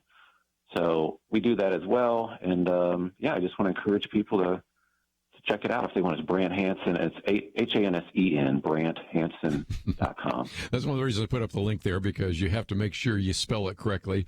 Although probably it'll still land there, but we have it on the website. And first of all, one of the other interviews we did with you was Blessed Are the Misfits. So if people haven't found that book or unoffended to some of those, but this one in particular, The Truth About Us, the very good news about how very bad we are. and it is published by our friends at Baker Books, in about 200 pages, but there's other resources for those of you out there that may be small group leaders or Bible fellowship leaders. If you'd like to actually use this as a curriculum, the information is there as well. I think you're really going to enjoy this, because if nothing else, he's certainly got some great insight, a lot of great humor, and brings some information from some of these secular psychologists confirming what the Bible's told us all the time. Brant, thanks for joining us, and I look forward to the next opportunity. Thanks, man. I appreciate it. We are going to take a break, and when we come back, let me run through very quickly some of the articles we've posted today, and then we'll give you an opportunity to make a comment if you do. Then, of course, don't forget that in the next hour, Ben Bennett will be with us. We'll be talking with him, and then Tony Evans. Got a lot more to cover right after this.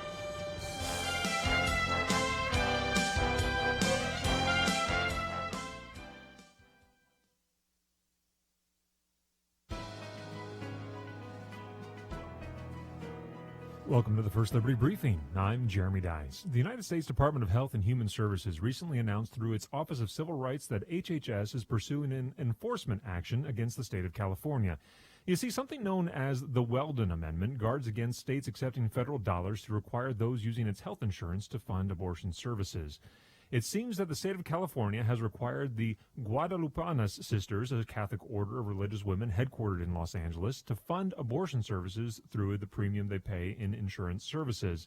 Now, if the state of California fails to provide assurances to HHS that it will end the practice, well, the federal agency plans to refer the state on for further investigation, if not prosecution.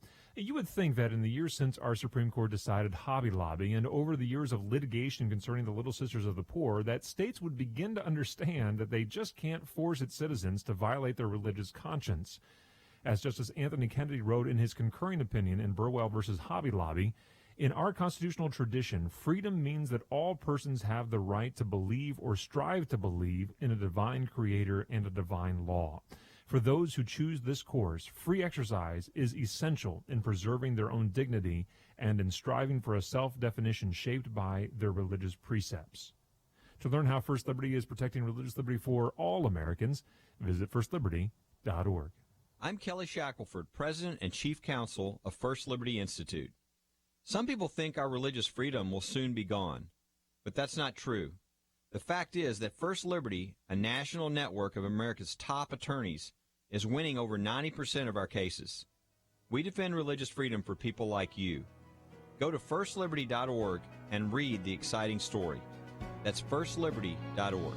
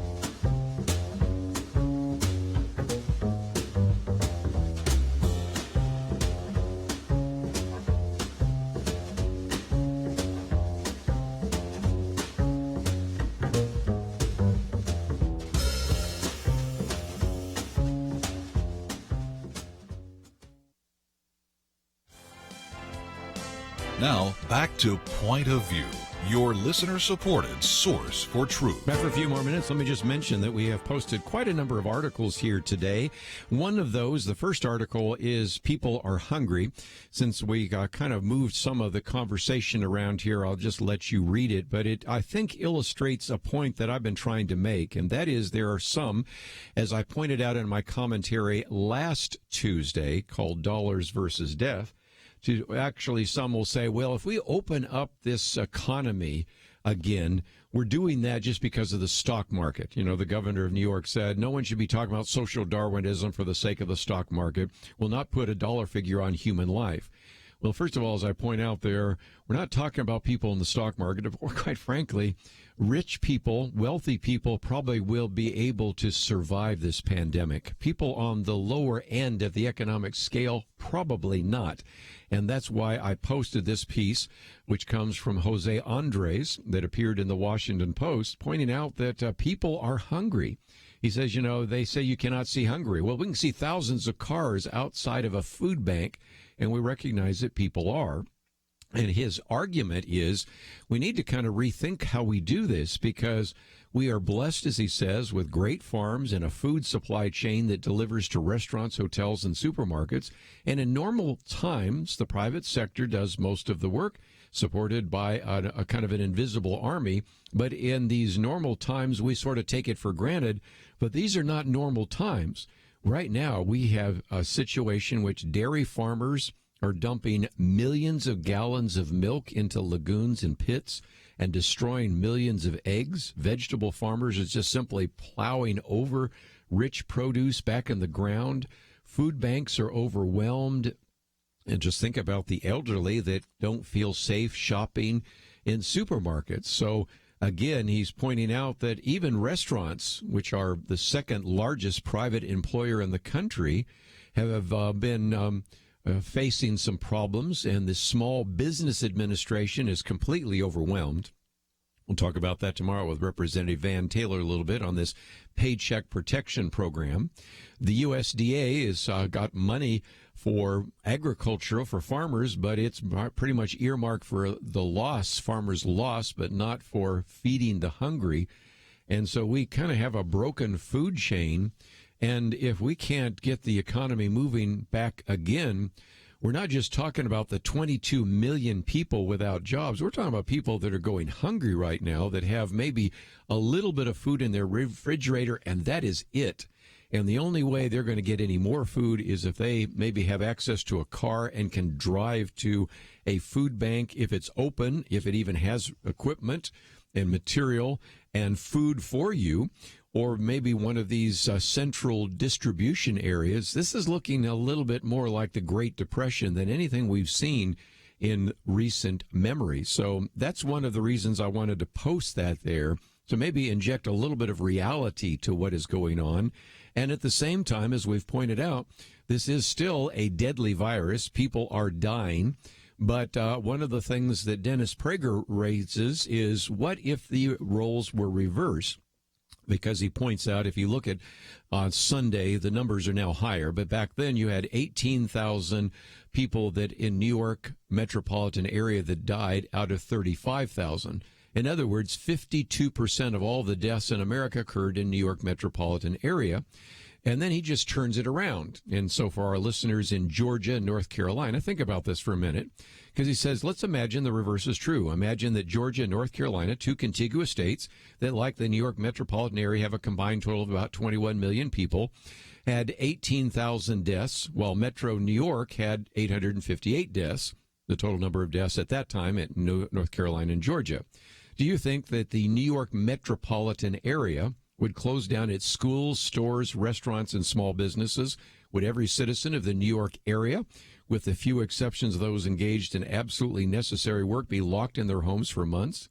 Would New Yorkers accept the decimation of the economy and social lives because North Carolina and Georgia, or even more absurdly, he uses Colorado and Montana, or what the rest of New Yorkers call flyover country, would actually do? And so he begins to illustrate the fact that we recognize that this is seen as such an incredible pandemic, and I'm not minimizing that, but it's almost been overly exaggerated, as we talked about yesterday when we quoted from Bill Maher. And the reason for that is the media is based in New York, and it is New York centered. And so in some respects, that tends to be making this issue look even worse.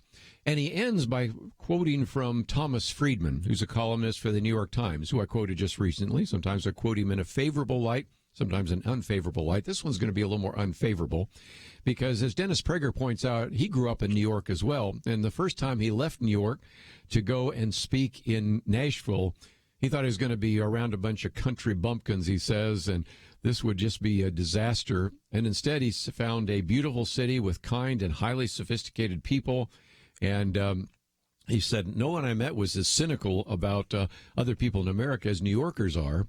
And so he says, Thomas Friedman illustrates that he lives in New York because he says, every person, if indeed we begin to open up the economy, every person, Thomas Friedman says, will be playing Russian roulette every minute of the day. Do I get into crowded bus to go to work or not? What if I get on the subway and the person next to me is not wearing gloves or a mask? And Dennis Prager says only a New Yorker would write those two sentences.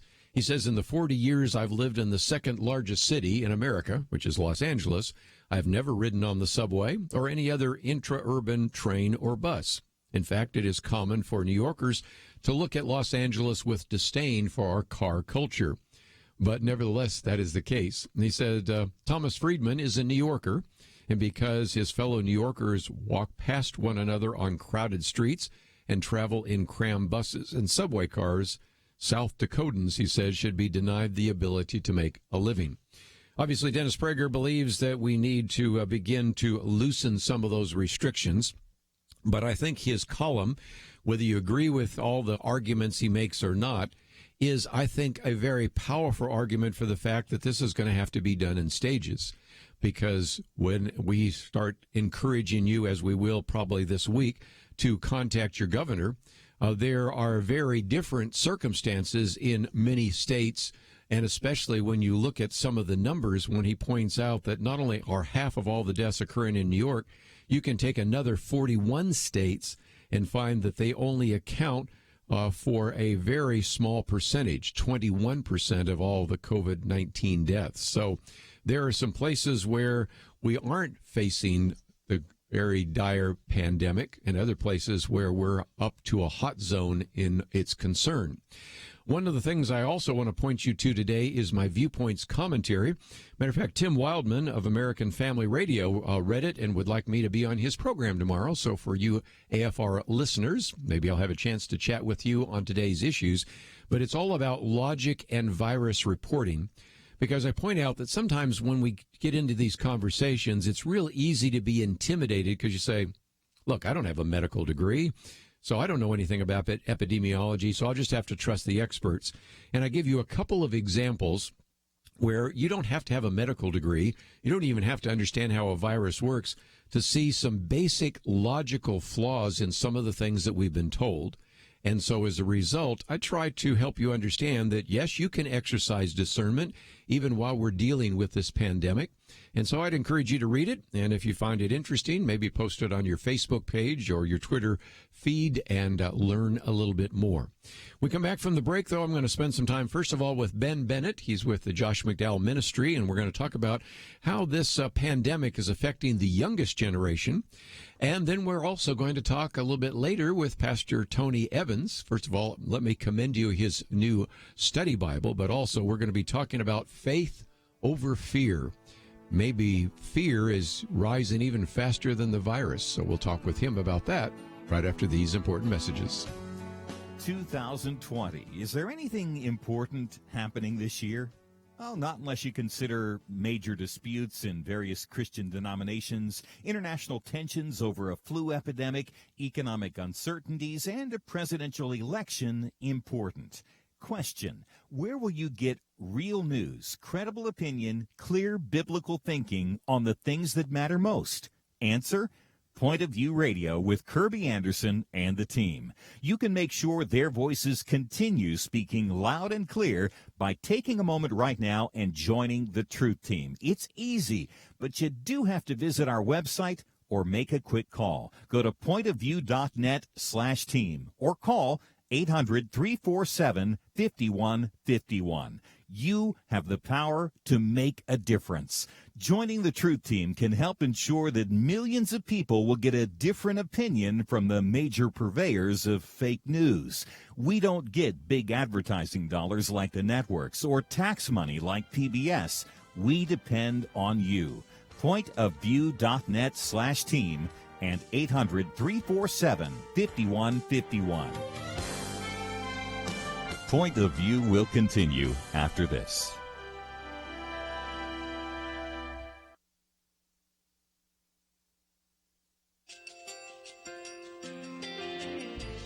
I just want to thank you so much for all the wonderful programming you have. You're just absolutely fantastic. I've recently started listening to Point of View, and I really found it interesting because of the different subjects you cover. Thank you for that. I really appreciate everything that you do in keeping us informed. Thank you, Kerby, for everything that you have been doing. I appreciate all the work that you're doing, advocating for the Word of God. Thank you so much.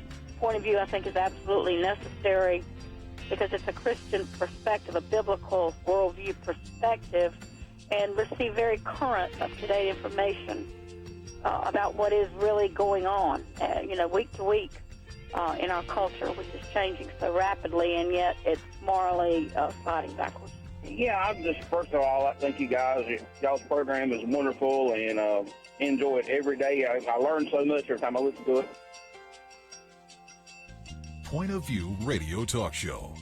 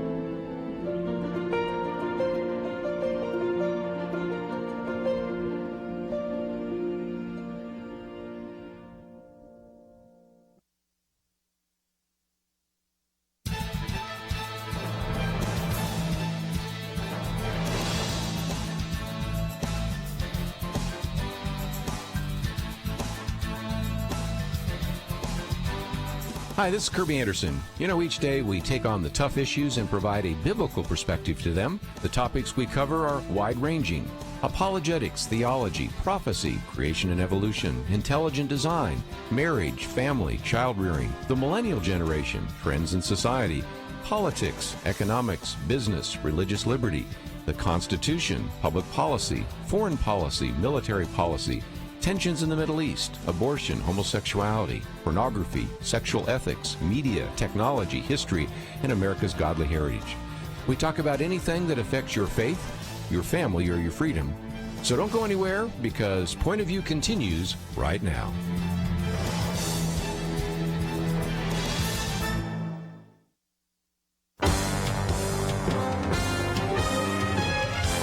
Across America, live. This is Point of View.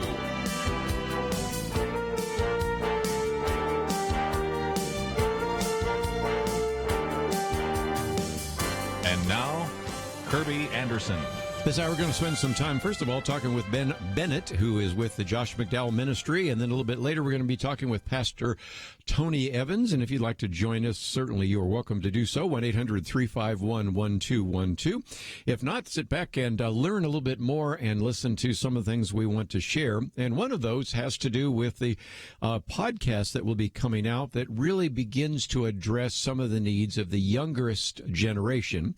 We, of course, do a millennial roundtable. And this Thursday, Chelsea will be hosting that, and we'll have Shane Pruitt, and we'll have Jonathan Teague and others. So we oftentimes talk about everything from the millennial generation, Generation Y, to Generation Z, sometimes called the iGen generation. But if you look at that youngest generation, Generation Z, those born from about mid-1990s on, they have just very high levels of depression, anxiety. Of course, one of the things we'll also talk about is porn addiction, suicide, and much more. And so right now, as all of us are going through this pandemic and the lockdown, in some respects, that has created even more stress for this generation. So I wanted to spend some time, if we can, talk about this and point you to a podcast that's going to be coming up. And this all comes from Ben Bennett, who I've just mentioned, grew up in the Virginia Beach, Virginia area, has been up until recently working with the campus ministry of Cru, formerly known as Campus Crusade, as the Mid-Atlantic Regional Coordinator for Porn Addiction Recovery Groups. Now, interestingly enough, works with the Josh McDowell Ministry and is the Director of Resolution, which is a global initiative helping young people, especially youth, overcoming hurt, struggles, and strife. And he joins us now by phone. So, Ben, thank you for joining us today here on Point of View. Kerby Anderson, what a joy it is to be with you, brother. Thanks so much for having me on the show. Can we maybe share just a little of your testimony, because that will explain, first of all, why you have worked in this area of porn addiction, but also why you're very concerned about Generation Z. Yeah, absolutely. So, I mean, like many of my friends, I grew up going to church weekly and understood the gospel and the message of Jesus at a young age, that God loved me and wanted a personal relationship with me, but my wrongs, my sins separated me from God. But through Jesus, his life, his death, his resurrection, I could have this relationship with God. And well, that relationship was restored early on in my life, probably between the ages of 4 and 7. There was a lot of other relationships in my life that were broken. I think of relationships with friends growing up, elementary school, middle school, high school, experiencing being bullied for whether it was my weight or the music I listened to or, my faith in Jesus. I often felt like I couldn't fit in. In addition to that, growing up in my family, I had experiences again and again where I experienced anger from my dad and feeling like I couldn't measure up to expectations. And so there was quite a bit of hurt there. And of course, he and I have talked about those things. And, I don't bring those things up to blame anyone, but to be real with, early on, I was hurting. So sure. by the age of 8, I was dealing with depression, anxiety, obsessive compulsive disorder, and early on I shut down. I felt so alone. I felt like God was with me, but that nobody else was. And it was just so painful, isolating and struggling. And then eventually, with obsessive compulsive disorder, I started wondering, oh my gosh, when I die, is God going to reject me too? Am I going to spend eternity separated from him? I started having doubts about Christianity and whether or not it was true. And I thought back then that, well, Christians don't ever have doubts, so I must not be a Christian every time I have a doubt. So upwards of 20 times a day, I was doubting God's existence, then praying a prayer for God to save my soul. And I just lived in these obsessive loops. And eventually it got so bad that suicidal thoughts entered in. I wished I had never been born. It was just a miserable experience. And eventually I needed something more to escape the pain and the hurt that I was experiencing. And I soon found something that could give me a high, like a drug, and it was free, and I didn't think anyone would ever have to know. And that's when I found hardcore pornography. And I instantly became addicted to that. I mean, nothing could make me feel this high and euphoric feeling that made me feel. And so I knew it was wrong. I had this Christian moral compass and was angry that I kept returning to it, but I just got more and more isolated, more alone, and pornography gave me the exact opposite of what I went to it to gain. I went to it to gain a good feeling, love, and acceptance because I was struggling to experience that elsewhere, but it gave me the exact opposite: further isolation, further shame, and feeling further away from God. I knew God didn't move away, but I kept, because of the struggle, turning my back on him, and eventually started, just the anger mounted because of what I was experiencing, the questions, the doubts, and started just kind of running away from God in my late teen years, being so frustrated and just thinking basically that all this mental health stuff I was dealing with and my struggle with pornography, I thought it was just biology and sinful decisions I kept making with pornography and anger and whatnot. And, Kerby, it really wasn't until after a few years of returning to walking with Jesus and knowing him intimately and relearning who he is as a good, loving father, and then getting in touch with certain mentors and Christian therapists and pastors who helped me understand that many of these issues weren't random in my life. There were ways that I had learned to make sense of life, to respond, to survive, to cope, protect myself, but that I was actually looking for something in them. And I was looking for the life I was designed to live, this life that flows from the Christian worldview of knowing God and who he is and how much he loves me as my good, loving father, of being known and accepted by other people, walking intimately with them, and then knowing who I am as somebody who's made in the image of God with infinite value and purpose and gifts and worth, and not just intellectually knowing that, but experiencing that. So through a long process of discipleship, of therapy, of spending time with Jesus, unlearning, relearning, I would say that as a Christian, I relearned who God is. I met Jesus. I met the real Jesus through that whole process. Let's take a break. We'll continue our conversation as we talk about the alternatives and some of this great ministry that will be taking place. All that coming up right after this.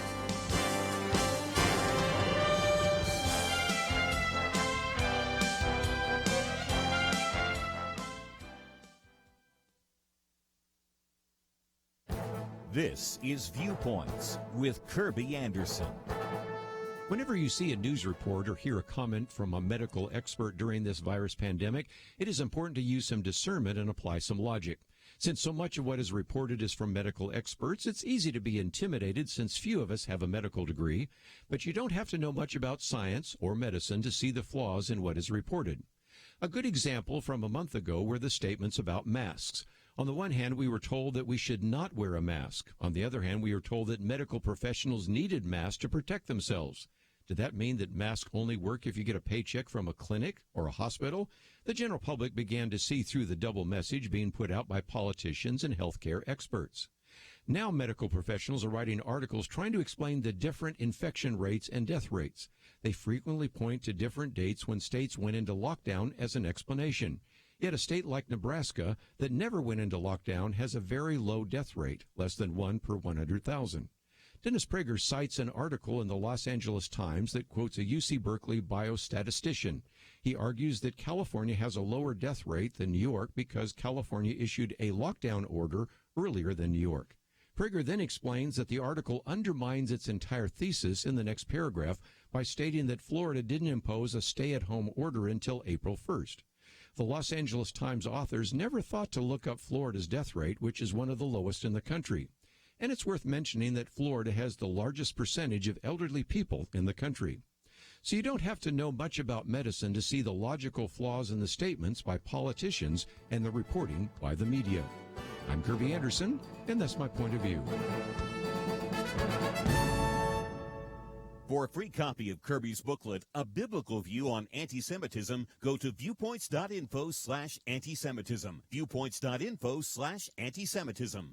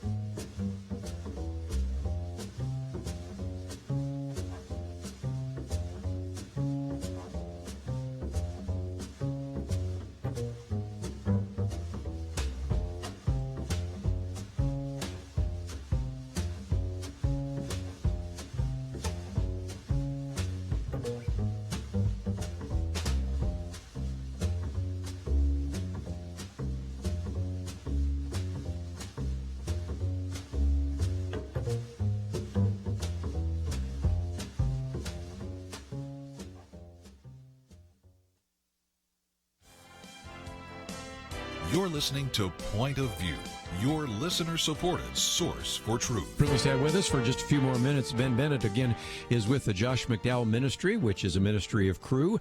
And one of the things that we've posted on the website, so you can find out more about resolutionmovement.org, is when we look at this youngest generation, dealing with just incredibly high levels of depression, anxiety, tendency towards suicide, porn addiction, as we talked about just a minute ago. And Ben, first of all, we can certainly agree that this has been a problem even before the lockdown, even before COVID-19.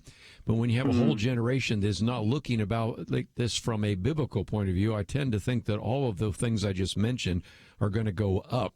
So I wanted to, first of all, have you address that issue, but let's also mention that the first episode of your podcast comes out in less than 2 weeks. So we have some links on that as well. So tell us about what you're doing right now through this movement, and tell us a little bit more about the podcast.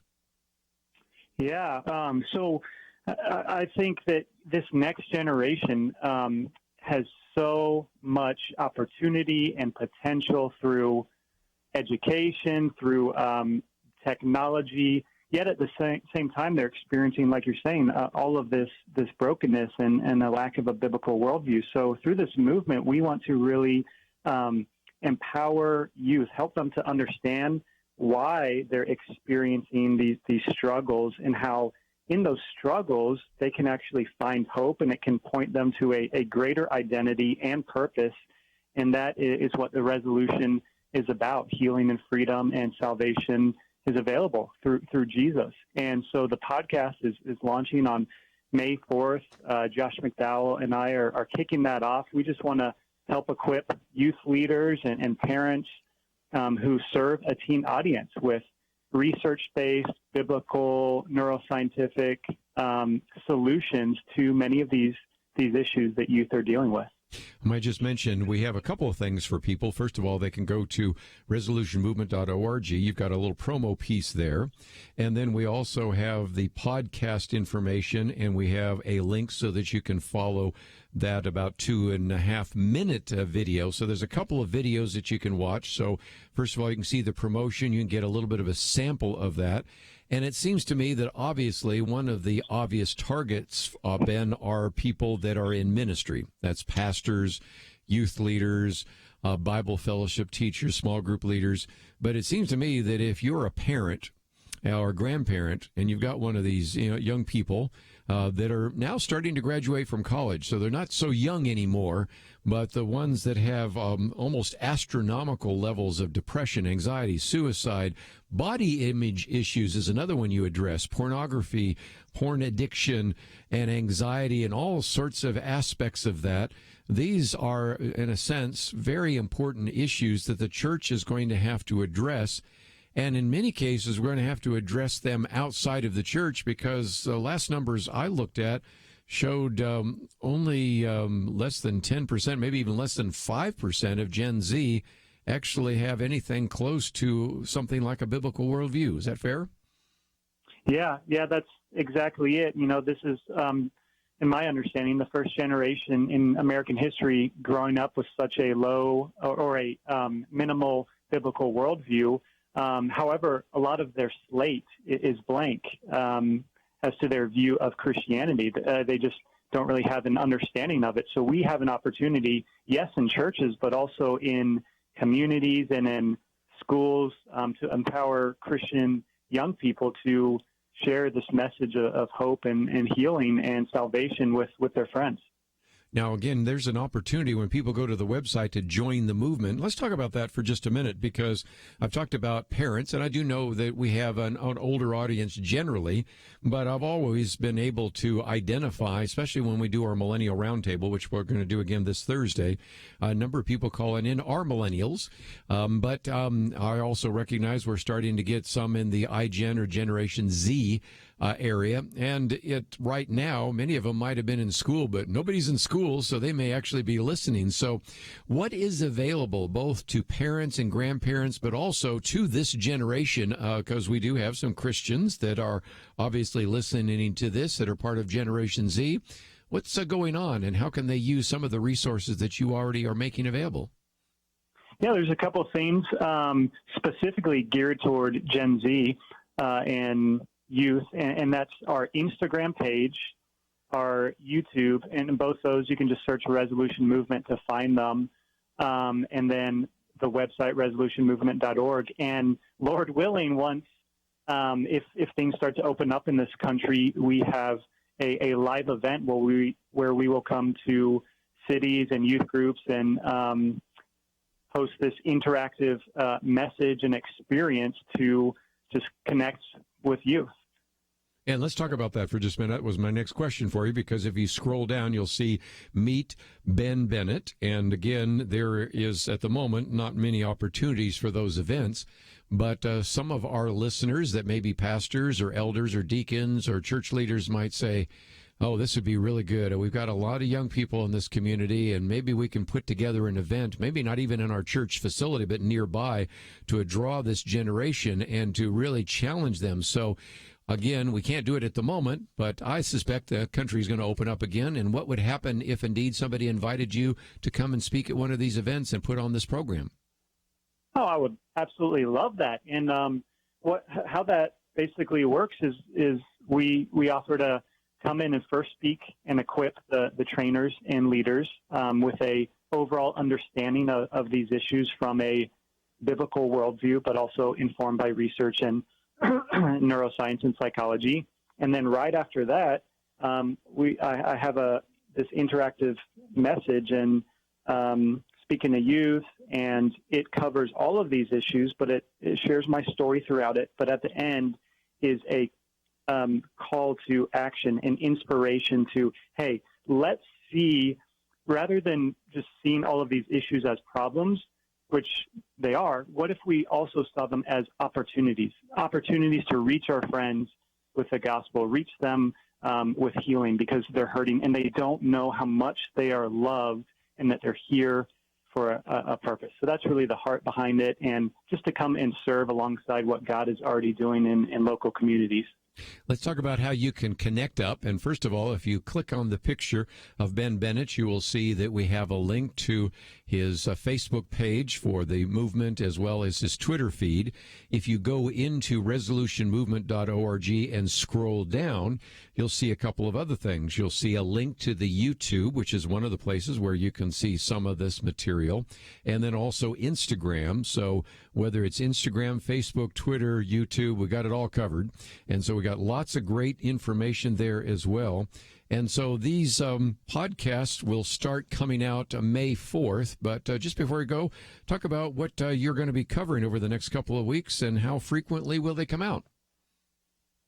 Yeah, so 3 podcasts actually will launch on May 4th. And a couple weeks later, there will be a regular cadence of every other week. And we'll be covering, of course, all of these topics, but introducing something that Josh and I have developed with therapists and counselors called the Wholeness Apologetic Model. And basically, it looks all throughout scriptures and makes a apologetic or a defense or a support for why we get stuck in these issues, how we heal, and how we return to this life with Jesus, with others, of thriving that we were created to experience. So we explore that, and I think that it answers a lot of the questions of how Christianity is good and how Jesus changes life here and now and brings hope to those who listen. That's the goal. Well, again, I got this email just the other day, and I said, we've got to get you on to talk about this. And maybe once you got a backlog, a few of these podcasts, we'll talk about some of the topics you've addressed. But if you know a young person that would benefit from that, sign them up.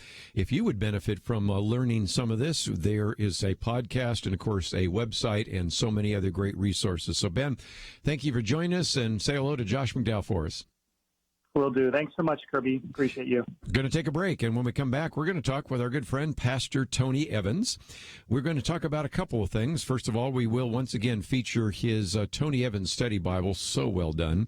But we've also posted one of his pieces in which he says, fear is outpacing the problem of the virus.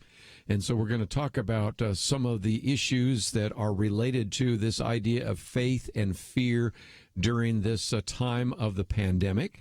And, of course, also maybe just point you to some of the resources that are available at his website, including a great program that he did with his 2 sons that came out, I think it was on Good Friday. So those are all topics that are available. My commentary, Logic and Virus Reporting, is on the website, and I'll be actually talking about that tomorrow with some of our good friends at American Family Radio. But we need to take a break. When we come back, we're going to talk with Pastor Tony Evans. It's going to be a great interview, and I'm looking forward to it, and we'll do it right after these messages. Having civil conversations about important issues seems to be harder and harder. Various media outlets tell people what they should believe, why they should be outraged, and getting people to actually think, well, it can be difficult. Whether it's the gospel, tax issues, social policy, or just about anything else, you need to have solid information and clear thinking to address the hard issues. You need God's truth applied. And that's what you get in less than 2 minutes with Point of View's Viewpoints Commentary, a daily resource to help you be informed and think through the things we need to be talking about. It is free and will arrive in your inbox each day when you visit pointofview.net/signup. Sometimes we know we should say something, but we're silent because we're not quite sure what to say. Viewpoints Commentary can help you break the silence and change the narrative. It can make you a more equipped agent for truth. Get your free subscription to the Viewpoints Commentary at pointofview.net/signup. Pointofview.net/signup. Point of View will continue after this.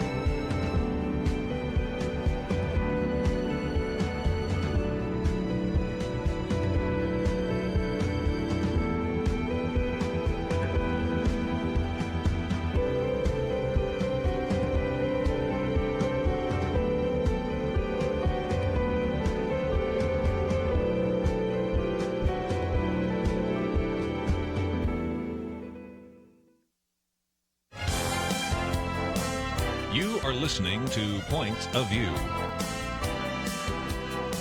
The opinions expressed on Point of View do not necessarily reflect the views of the management or staff of this station. And now, here again is Kerby Anderson. Now we have an opportunity to hear from Dr. Tony Evans, and there's a very good reason for that, because he, in an article that we've posted here, says that anxiety, worry, and fear are outpacing the problem of the virus. You know, the Apostle Paul tells us in Philippians not to be anxious about anything, but in everything by prayer and supplication with thanksgiving let our requests be known to God. Peter tells us to cast all our anxieties on him. And even as Paul writes to Timothy in his last letter, that God has given us a spirit not of fear, but of power, love, and a sound mind or self-control. So we want to spend some time learning about that.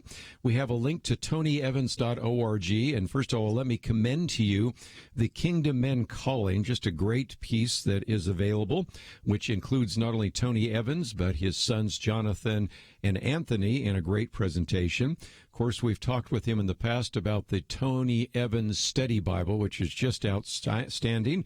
And, of course, he has the Kingdom Stewardship material as well. So there's a lot to cover. And first of all, Pastor Tony Evans, always great to have you on the program with us. Good. I'm glad to be with you.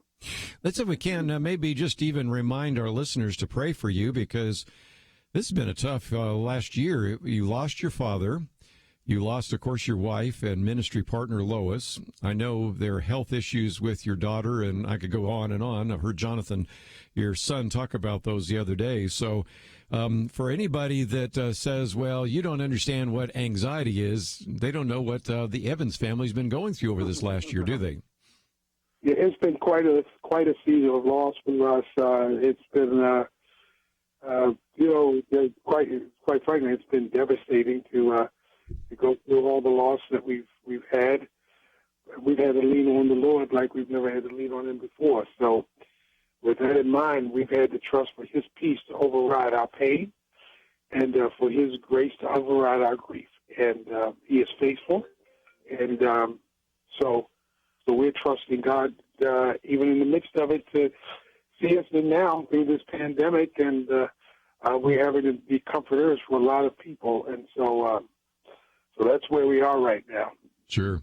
Well, one of the articles we posted here is Tony Evans on COVID-19 panic, and that is fear is outpacing the problem of the virus. And you not only talk about the fact that anxiety, worry, and fear are outpacing it, but something I'd really never thought about, how worry and fear have a way of transferring very quickly to other people. So if we are not people that are able to overcome our anxiety, we pass that anxiety on just like you'd pass a virus on. So I'd never really thought about that until I read this piece by you. Well, absolutely. It's another form of virus, an emotional virus. And the emotional virus that gets transferred to other people then keeps us from not only being well ourselves, but being the healer that God wants to be for others. And just like people can transfer negative emotional viruses, they can be recipients of and transfers of God's peace that passes understanding. And so we've got to get in link with him so that there's calm even in the midst of a storm. One of the things that you say is that we shouldn't worry, and those are words, don't worry, come from Jesus, because Sermon on the Mount, Matthew chapter 6, you point out on a number of different times in which Jesus is telling his disciples, don't worry. So this is the kind of message maybe we need to pass on today, isn't it? Well, absolutely. First of all, we need to make sure people are defining worry correctly and differentiating it from legitimate concern. You know you've transferred or transitioned from legitimate concern to illegitimate worry when you are concerned. Worry is basically concern gone haywire, and when that worry hits you, it becomes your boss. In other words, it tells you that you can go to sleep or you can't go to sleep. It tells you your heart's going to palpitate versus not palpitating. It tells you you're going to sweat. So concern becomes worry when that concern is taking over, dominating, and dictating to you. And Jesus says 3 times in Matthew 6, don't worry, don't worry, don't worry. And that's a command not to worry. That means worrying or not worrying is a choice. And the problem is we can get so comfortable with worry that worry takes away or appears to take away our ability to choose. And so we're going to be confident and comfortable while still having legitimate concern, that is, legitimate knowledge and response to the realities that we are facing, that we're going to have to approach it spiritually and biblically and not circumstantially.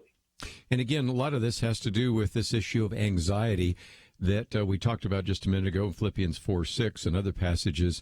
But I love one of the phrases that is also in this article where they're quoting you, concern you own, worry owns you. So a lot of it is sometimes people say, look, I'm just concerned. Well, you seem to be completely losing control.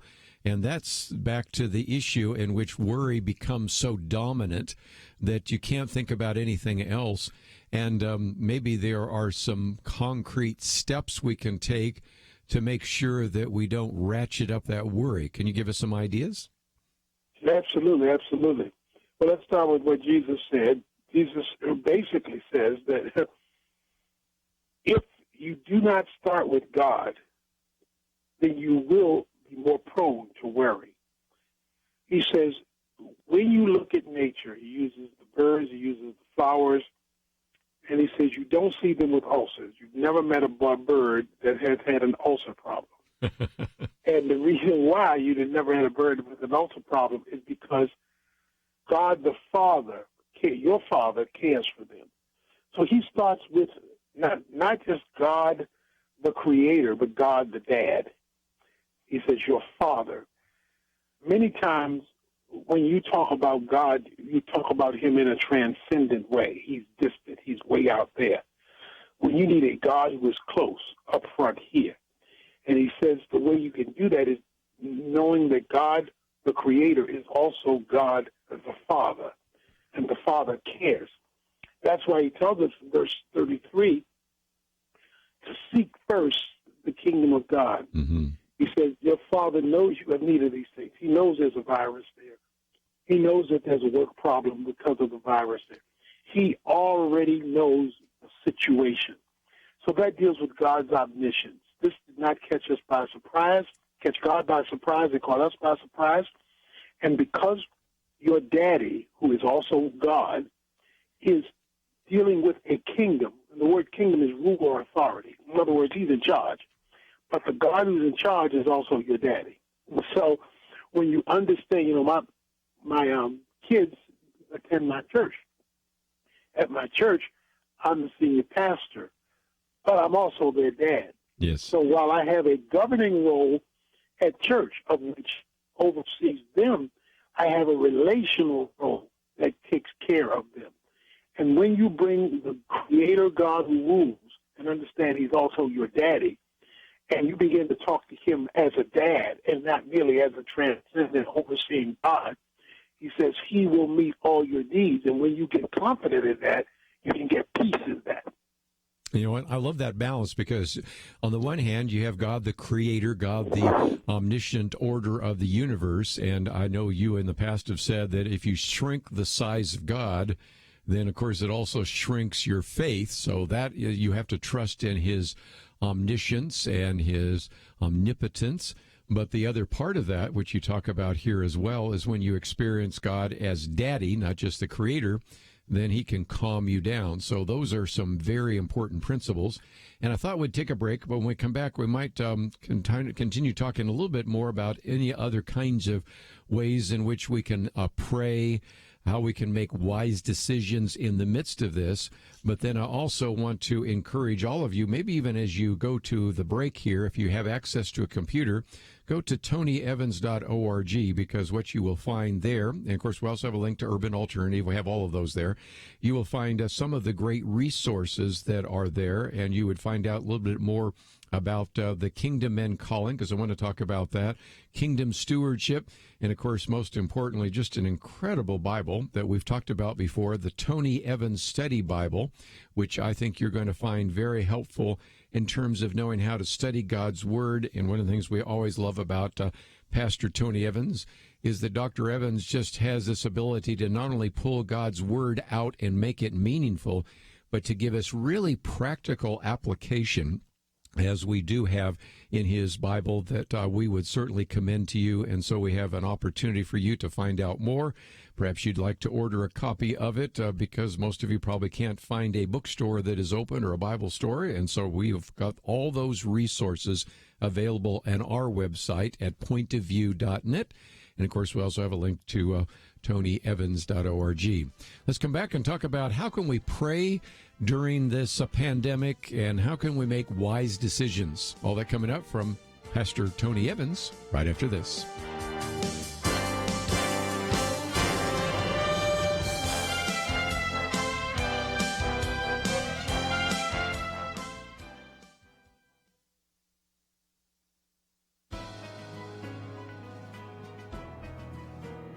Welcome to the First Liberty Briefing. I'm Jeremy Dice. The United States Department of Health and Human Services recently announced through its Office of Civil Rights that HHS is pursuing an enforcement action against the state of California. You see, something known as the Weldon Amendment guards against states accepting federal dollars to require those using its health insurance to fund abortion services. It seems that the state of California has required the Guadalupanas Sisters, a Catholic order of religious women headquartered in Los Angeles, to fund abortion services through the premium they pay in insurance services.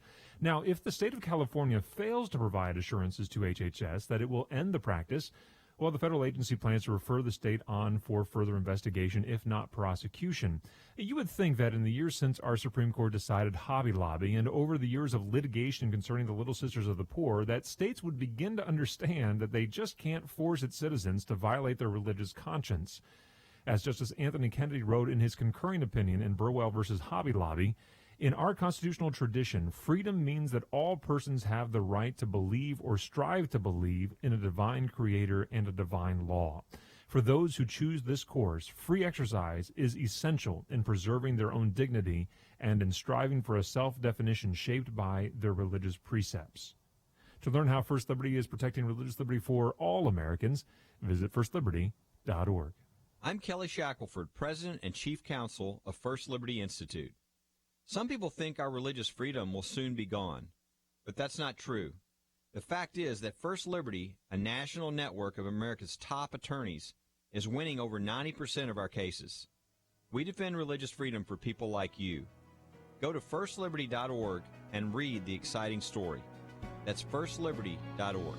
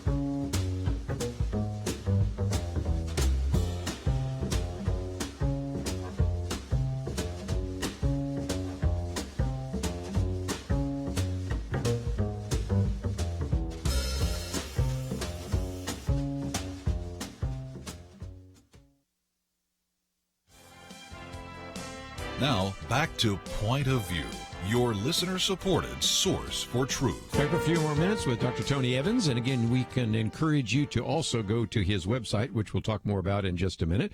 But, Dr. Evans, one of the things I thought we might also add is we should be praying, and you came up with an idea that I'd never really thought about. We're always going to be washing our hands, matter of fact, more so than ever before. And while you're washing, you can be praying. Tell us about that. Well, we are instructed in Scripture to pray without ceasing. So that means prayer is to be a lifestyle, not merely a formal planned event. There are those formal times we get on our knees, we cry out to God, but He wants a relationship. You know, I have a line in my church where my kids can call me anytime. So there's the formal dinner time when we get together, but then there's the anytime they need me. So I would thought that since we have to wipe our hands and wash our hands regularly, that gives you 20-second prayers throughout the day that you can do in addition to the formal prayers you do. So bring God to bear on everything. So every time you are triggered to worry, that is also an invitation to pray. Oh, it's so good. good. So if you're worrying a lot, that don't mean you're praying a lot. That means you're bringing God to bear a lot. That is so good. So again, that was just another thing that's in this article that people can find. But finally, just before we go to all the great resources on your website, how can we make wise decisions? Because that's concerned as well. You know, we are supposed to, if nothing else, not have a spirit of fear, but of power and love. And some translations say self-control, some say a sound mind, but it's the same idea. We should be using common sense. We should use biblical understanding. We should use biblical discernment. Talk about how that actually needs to be implemented in our lives right now when everything seems so crazy. Well, wisdom is the application of biblical truth to life's realities. So you always start with Scripture if you want to be wise. What does God say about this situation I'm facing, whatever that situation is? Then you couple the Word of God with communication with God, like we're talking about prayer, because prayer invites God into the particulars of the situation. Because what you're needing, the Bible doesn't tell us every direct thing about every possible decision in life. It gives us precepts and commands and principles, but not always the specifics. So you need the Holy Spirit to guide you into the application of what is true in the Word to your specific need right now. That's why we need the Holy Spirit's guidance in order to have wisdom. And when we mix prayer with the Word, then the Holy Spirit will bring to our mind the thinking about applying it to our situation, and that thinking typically gets confirmed by His peace. So when He brings His peace to our thinking, because we're praying based on the Word, that's when you can be confident that you're making the best possible choice in the situations that you're facing. Very good. Well, again, it's just great material. We've already posted this article, but let me, if I can, for just a minute, have you talk about some of the great resources at tonyevans.org. And I mentioned just a minute ago, especially for our men out there, Kingdom Men Calling. About 45 minutes, but it was fun to see you with your sons. And, of course, I've always been so impressed with Anthony, and I'm getting to know Jonathan a lot better. But if people would want to know about that, and really what you're really talking about is a global gathering of kingdom men. But tell us a little bit more, because that's a resource that's available on your website. Yeah, well, God called the men together 3 times a year. In Exodus 34, 23, and 24, He says, if I can get the men to come meet with me 3 times a year, then I'll save the nation. We need a saving in our nation, not only from corona, but from all kinds of other kind of viruses, division, of family breakdown, of divorce. We need men to rise to the occasion. God created Adam before He created Eve, because Adam would be the one held responsible. And even though Eve may have her weaknesses and faults, God said, Adam, where are you? Not Adam and Eve, where are y'all? The Bible says in Adam all died, not in Adam and Eve. The men, God holds men responsible for the stability of the family and the well-being of the culture. And so in Kingdom and Rising, we're calling kingdom men who want to be under the authority of God, to gather together using technology. And we'll be doing this more throughout the year. And they can go on and see me challenge men. You can see my son who introduces it, Jonathan, and Anthony, he's a singer. So it's a challenge to men to rise up and be the men God has called them to be, not the men that culture is trying to turn them into, which is not the men that God has created or called. So that's the challenge for men. This is something women can get their husbands, sons, uncles, boyfriends to look at, listen to, and it's based on my book, Kingdom Man. Yes. And you can get that at tonyevans.org, along with the whole Kingdom series. So we're challenging people to the kingdom. The theme of the Bible is the glory of God through the advancement of His kingdom. And so we're trying to call men to that level of commitment and responsibility. One more thing I wanted to mention, because we've talked about it every time we've had you on since the Bible has come out, the Tony Evans Study Bible, 40 different inspirational articles, 50 lessons on kingdom living, as well as this QR code that's in the Bible. So when you hover your computer, well, actually, in most cases, probably your smartphone over it, you will find about 150 different videos of different sermons and other resources, a concordance and a Bible reading plan, and that also is available. So, again, I would just commend to people the Tony Evans Study Bible, and it is just so exciting that we can now learn from you and benefit from all the sermons that you've given over the years to pull out some of the best nuggets. And I think, if I remember right, didn't you say it took almost 10 years to pull all those together? Yeah, this is something you only want to do once in your life. It's a study Bible, and it has an accompanying Bible commentary as well. So between the study Bible and the Bible, we've gone over every paragraph in the Bible and given an explanation of it in the commentary, and then we have notes throughout the study Bible. So a lot of people are taking advantage of it, and we're excited that God is using that to help people not only understand the interpretation of biblical passages, but the theme of the Bible, how it relates to the kingdom of God and kingdom living. Dr. Tony Evans, just always great to have you on the program, and thank you for joining us today. Let me encourage our listeners to pray for you. It has been a difficult time for the Evans family, and we haven't even talked about all the other things that I know about, maybe some people that are close to you know about. So you are certainly a prayer target, and I would encourage all of our listeners to pray for Dr. Tony Evans and for the entire Evans family. So thank you for joining us today here on Point of View. Thanks for having me. God bless you. Appreciate you, buddy.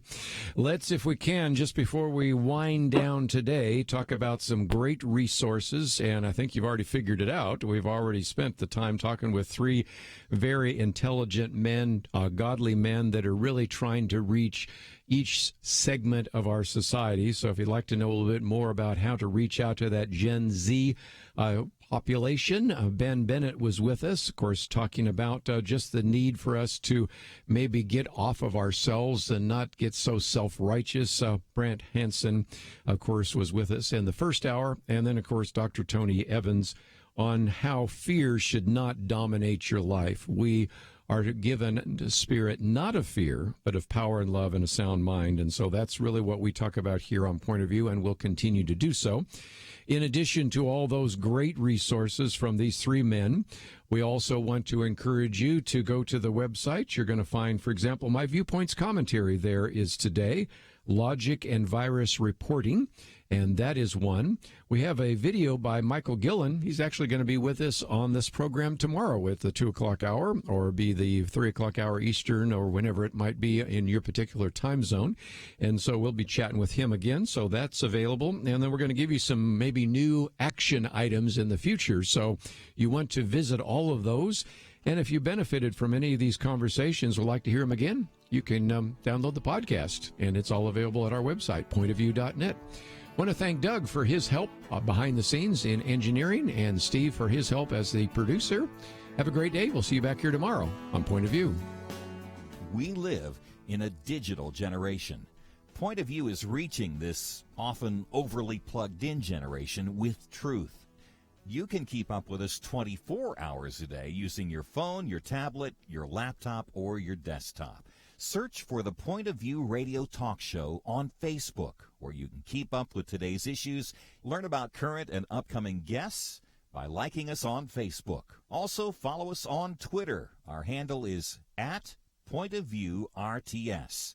That stands for Point of View Radio Talk Show. Learn, interact, make a difference with Point of View using new media. And here's one way you can make a big difference. Help us increase our reach by spreading the word among your friends. Share a Facebook post. Tag us in a tweet. With enough joining us to plant seeds, we'll see a tremendous harvest. Come on, it only takes a minute. Search for Point of View Radio Talk Show on Facebook, @PointOfViewRTS on Twitter, and subscribe to the Point of View Radio Talk Show channel on YouTube. Learn, interact, share. The Point of View Radio Talk Show. Point of View is produced by Point of View Ministries.